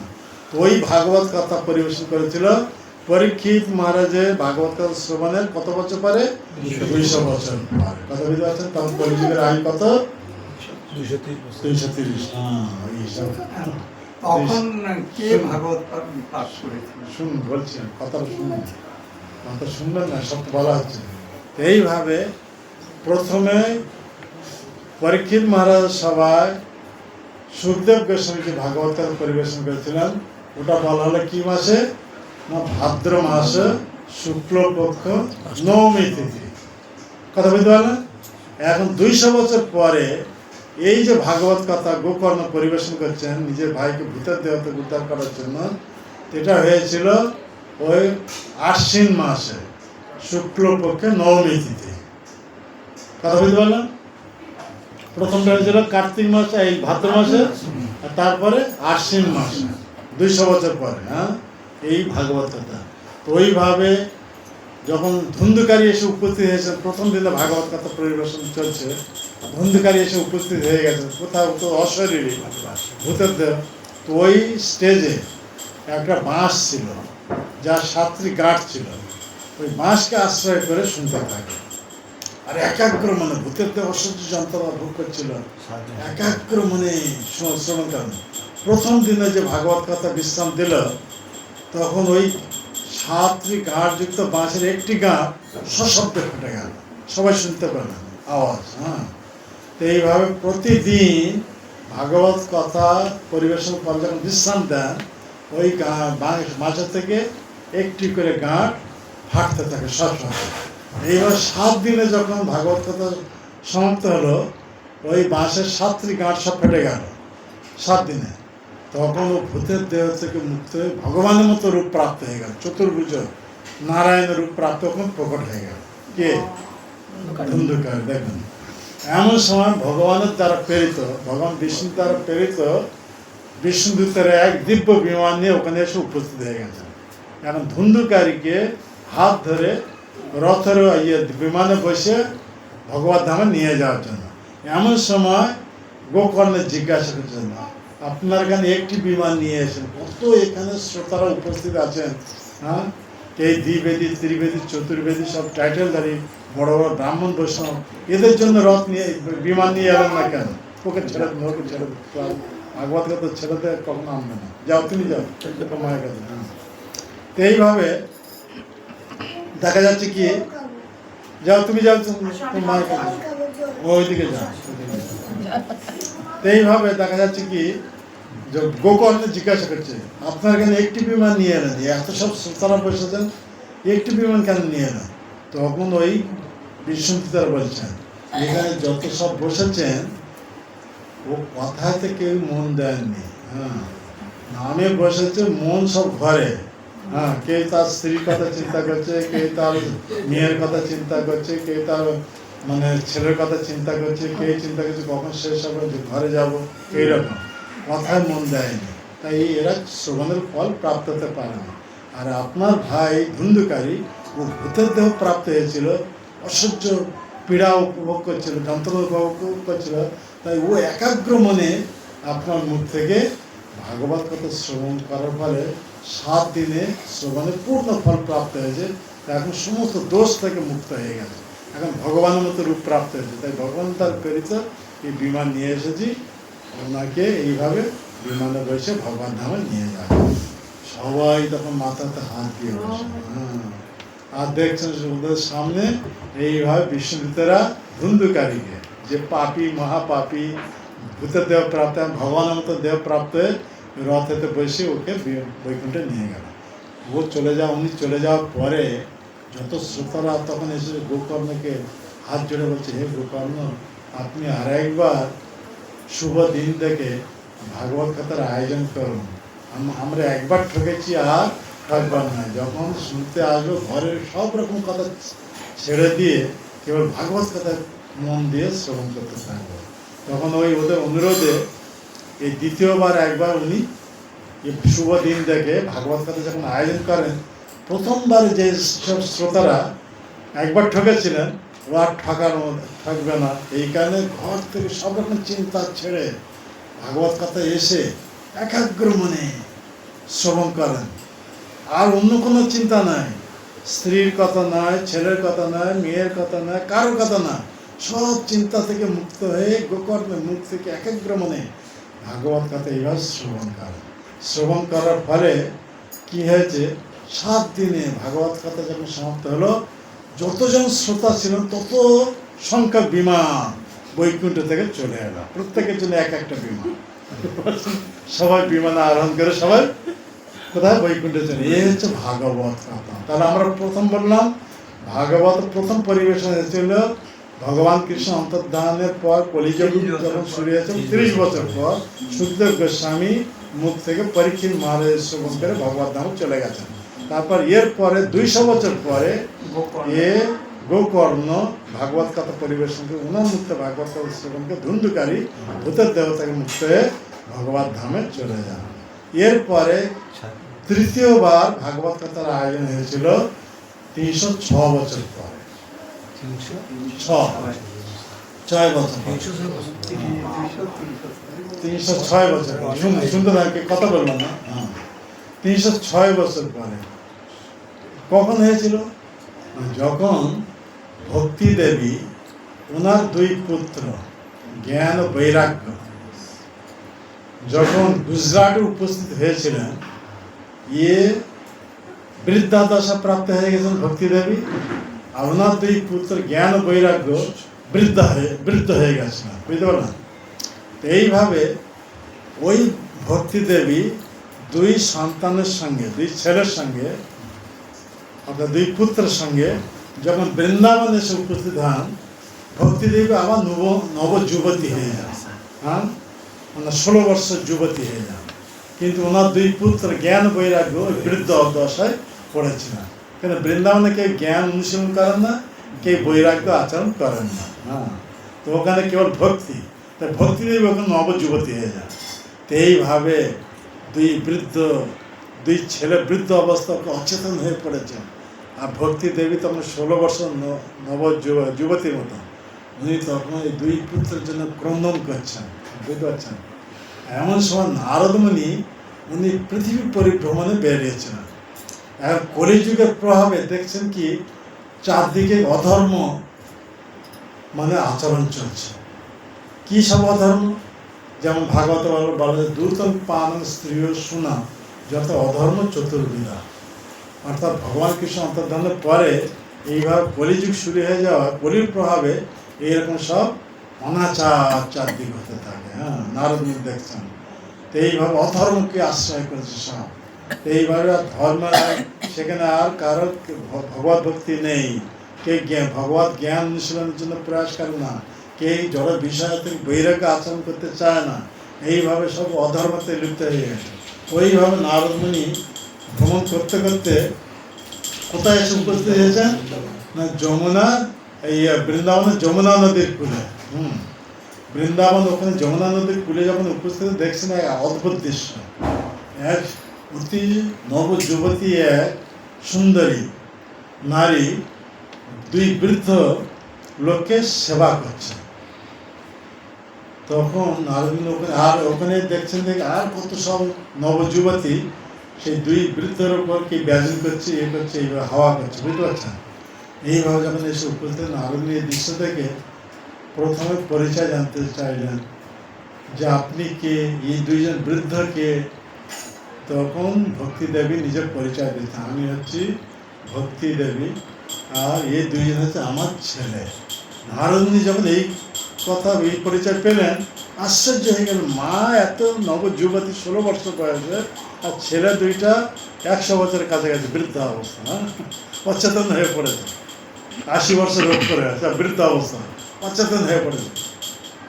তখন ভক্তি দেবী নারদমুনিকে বলছে হাত জুড়ে, আপনি উপায় করেন আমার ছেলে দুইটা কিভাবে যুবকত্ব প্রাপ্ত হবে। তখন নারদমুনি ভক্তি দেবীকে বলছে চিন্তা করবেন না, আমি দুইজনকে যুবক বানিয়ে দেবো। তো নারদমুনি কি করলেন, প্রথমে বেদ ইয়েকে শ্রবণ করালেন। হ্যাঁ, কিছুই হলো না, বৃদ্ধ অবস্থা থাকলো। তারপরে কি করলেন, উপনিষদের বাণী শ্রবণ করালেন, কিছুই হলো না, মন্ত্র, তাতে কিছু হলো না। তারপরে গীতা যখন শ্লোক আবৃত্তি করে শ্রবণ করেন, ও একটু চোখটা উন্মিলন করলো, আবার সেই বেহুশ অবস্থা অচেতন হয়ে গেল। নারদমুনি দেখে আশ্চর্য হয়ে গেল, আরে বেদ শ্রবণ করালাম, বেদ মন্ত্র উচ্চারণ করে, উপনিষদ মন্ত্র উচ্চারণ করে শ্রবণ করালাম, আবার গীতা, হচ্ছে গীত উপনিষদ বাড়াচ্ছে, একে শ্রবণ করালাম, সেই অচেতন অবস্থা পড়েছে। নারদমুনি বহুত উদ্বিগ্ন হয়ে গেলেন, কেন এইরকম হচ্ছে। তখন উপায় যখন নির্ণয় করতে পারছে না, এমন সময় আকাশবাণী হলো। আকাশবাণীর মাধ্যমে নারদমুনিকে জানিয়ে দেওয়া গেল সৎকর্ম করো, সৎকর্ম করলে বৃদ্ধদশা থেকে যুবকত্ব প্রাপ্ত হবে। তো সৎকর্ম কি নারদমুনি বুঝতে পারলেন। আমি তো বেদ উচ্চারণ করলাম, উপনিষদ উচ্চারণ করলাম, গীতা উচ্চারণ করলাম, এ তো হল আর সৎকর্ম কি। তখন নারদমুনি ওই ভ্রমণ করতে করতে বদরিক আশ্রমে এসে উপস্থিত হয়েছে। বদরিক আশ্রম যখন এসে উপস্থিত, ওখানে 4 কুমারের সঙ্গে সাক্ষাৎ হল, সনক, সনন্দ, সনাতন, সনত কুমার। এদের সঙ্গে সাক্ষাৎ হয়। নারদমুনি জিজ্ঞাসা করেন এইরকম যে ভক্তি দেবী 2 পুত্র বৃদ্ধদশা প্রাপ্ত হয়েছে, তাদের জন্য আমি বেদ মন্ত্র উচ্চারণ করলাম, উপনিষদ মন্ত্র উচ্চারণ করে গীতা উচ্চারণ করলাম, যা হচ্ছে বেদের সার, গীতা উপনিষদ, কিন্তু যুবকত্ব প্রাপ্ত হতে পারলো না। আর তখন আরো চিন্তা যখন করছে, আকাশবাণী হলো, আকাশবাণীর মধ্যে আমাকে জানিয়ে দিল কি সৎকর্ম করে না। সৎকর্ম কি? তখন ওই নারদমুনি 4 কুমারকে যখন জিজ্ঞাসা করেন, তখন 4 কুমার বলছেন সে বেদ হচ্ছে কল্প বৃক্ষ, সেই কল্প বৃক্ষে মানে ফল হচ্ছে শ্রীমদ্ ভাগবত। এ হচ্ছে পরিপক্ক ফল। অর্থাৎ যে পর্যন্ত ভগবানের লীলা কথা শ্রবণ না হচ্ছে, সে পর্যন্ত জ্ঞান বৈরাগ্য যুবকত্ব প্রাপ্ত হতে পারবে না। তেমনি ভাগবত কথা পরিবেশন করা আবশ্যক, একই সৎকর্ম বলা। তখন ওই হরিদ্বার আনন্দবন ওখানে এই ভাগবত কথা পরিবেশন হয়। কে? সনত কুমার আদি এরা ভাগবত কথা পরিবেশন করছেন। নারদ মুনি আর যত সব মুনি ঋষিরা জানতে পেরে ওখানে সব এসে উপস্থিত হয়েছেন, ওই শ্রবণ করছেন। যখন এই ভাগবত কথা তৃতীয়বার পরিবেশন হচ্ছে, কত এটা মানে গোকর্ণে ভাগবত কথা পরিবেশন কত বছর পরে? 306 বছর পরে, কার্তিক মাস শুক্লপক্ষে নবমী তিথি। একই তিথি, হ্যাঁ একই তিথিতে, নবমী তিথি। হ্যাঁ, নবমী তিথি, এই কথা বলা আছে। প্রথম অধিবেশন হলো ভাদ্র মাসে, সুখদেব গোস্বামী যেটা ব্যক্ত করেন, ভাদ্র মাসে শুক্লপক্ষে নবমী তিথি।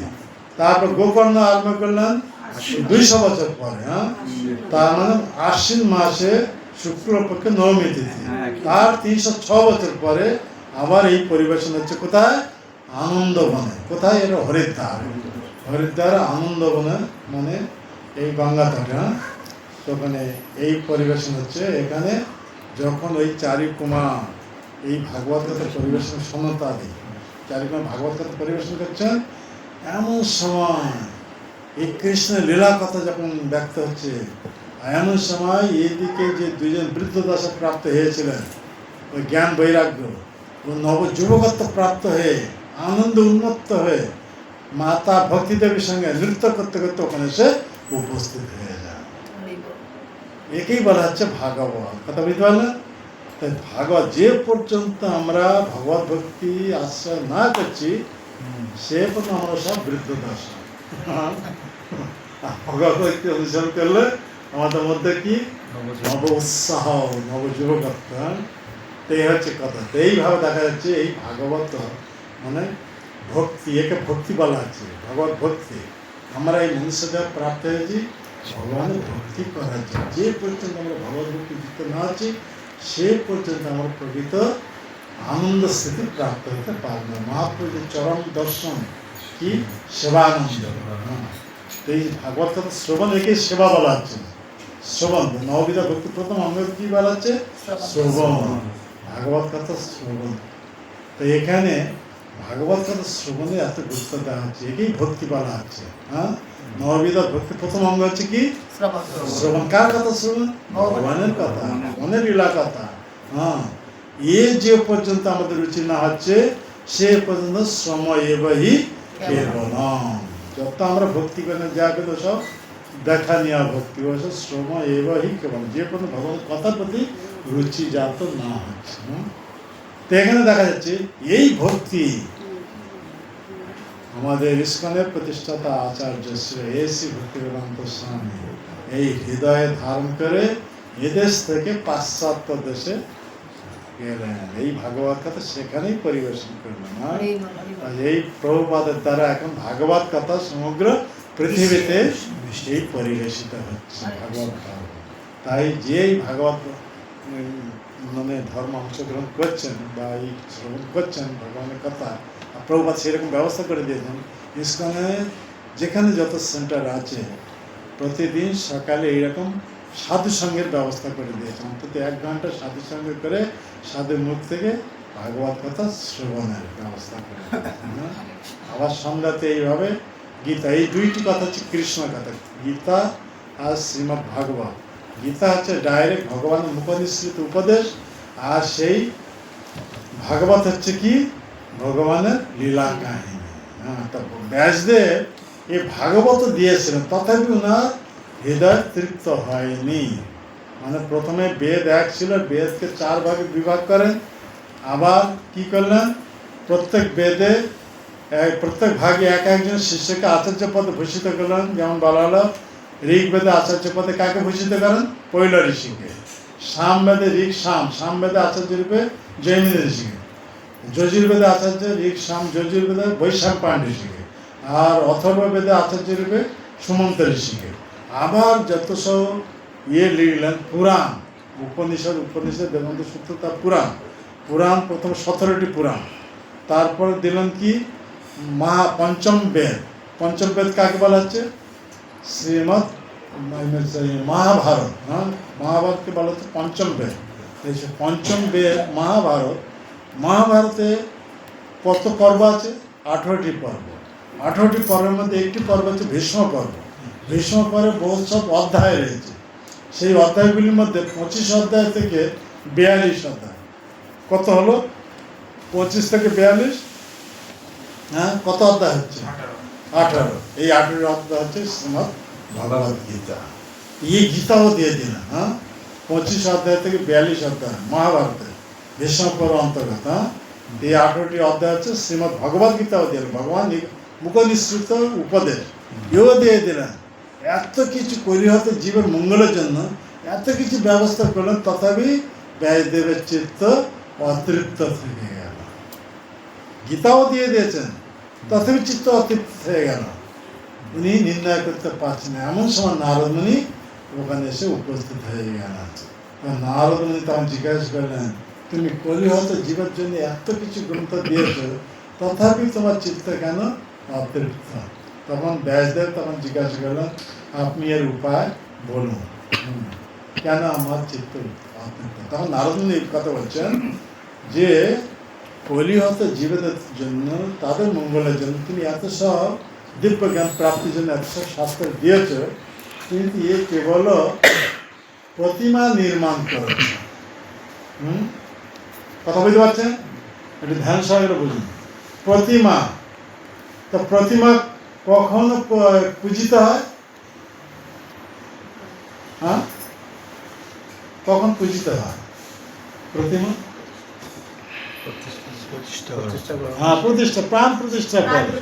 তখন তুমি প্রাণ প্রতিষ্ঠা করবে, কেবল প্রতিমা নির্মাণ করেছো, তাই তোমার চিত্ত অতৃপ্ত। সেই প্রতিমা যখন প্রাণ প্রতিষ্ঠিত করবে, তখন তোমার চিত্ত আনন্দে ভরপুর হয়ে উঠবে। প্রাণ প্রতিষ্ঠা মানে কি? অর্থাৎ সেই মহানায়ককে কেন্দ্র করে তুমি, অর্থাৎ কৃষ্ণকে কেন্দ্র করে তুমি এত সব শাস্ত্র দিয়েছ, কিন্তু সেই কৃষ্ণের লীলা কথা তুমি বর্ণনা করনি।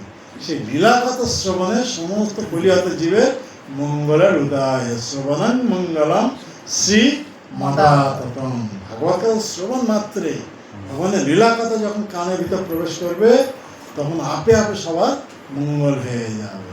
যেমন পরীক্ষিত মহারাজ এই লীলা কথা যখন শ্রবণ করেন, তখন এই নশ্বর দেহ থেকে ভগবান পার্শ্বদত্ত রূপ প্রাপ্ত ভগবত ধামে চলে যান। ধুন্ধুকারী এই ভগবানের লীলা কথা যখন শ্রবণ করেন গোকর্ণের মুখ থেকে, তখন ভূতের দেহ থেকে মুক্ত হয়ে ভগবান পার্শ্বদত্ত রূপ প্রাপ্ত হয়, ভগবানের রূপ প্রাপ্ত হয়ে ভগবত ধামে চলে যান। আর এইদিকে এই লীলা কথা শ্রবণ করার ফলে ভক্তিদেবীর 2 পুত্র জ্ঞান বৈরাগ্য বৃদ্ধদশা প্রাপ্ত হয়েছিলেন, ওরা সঙ্গে সঙ্গে কি হয়ে গেলেন? যুবকত্ব রূপ প্রাপ্ত হয়ে ওখানে কি করে নৃত্য করতে করতে, হ্যাঁ, নৃত্য করতে করতে এইভাবে এসে উপস্থিত হয়ে যান কোথায়? সেই আনন্দ বনে, যেখানে ভাগবত কথা পরিবেশিত হচ্ছে, হরিদ্বারে। হ্যাঁ, আর এই ভাগবত কথা প্রভুপাদ এদেশ থেকে নিয়ে পাশ্চাত্য দেশে নিয়ে চলে গেছিলেন।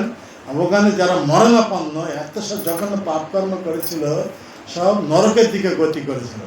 এখন ওরা প্রভুপাদের কাছ থেকে ভাগবত কথা প্রাপ্ত হয়ে শ্রবণ করে এখন আনন্দের নৃত্যে ভগবানের সঙ্গে কী করছেন? আনন্দের উন্মত্ত হয়ে নৃত্য করছেন। হ্যাঁ, ভগবানের দিব্য নাম নিয়ে। একেই বলা হচ্ছে ভক্তিময় জীবন। হ্যাঁ, এইভাবে ভক্তিময় জীবন যখন আমরা করব, তখন এইভাবে ভক্তি করে আমরা জন্মমৃত্যু চক্রতে উদ্ধারে ভগবানের কাছে ফিরে যেতে পারব। এই মাত্র একমাত্র উপায়। তাই ভগবান চৈতন্য মহাপ্রভু কি বলছেন? হর্ষে প্রভু কহে শুনো স্বরূপ রাম রায়, করো সংকীর্তন পরম উপায়। কলিযুগে একমাত্র সংকীর্তন নাম, এ ভগবানের মহিমা কথা কীর্তন, ভগবানের নাম কীর্তন। এই কীর্তনের একমাত্র উপায় ভগবন্ধন থেকে মুক্ত ভগবানের কাছে ফিরে যাওয়া। সবাই একটু কীর্তন করুন অন্তত।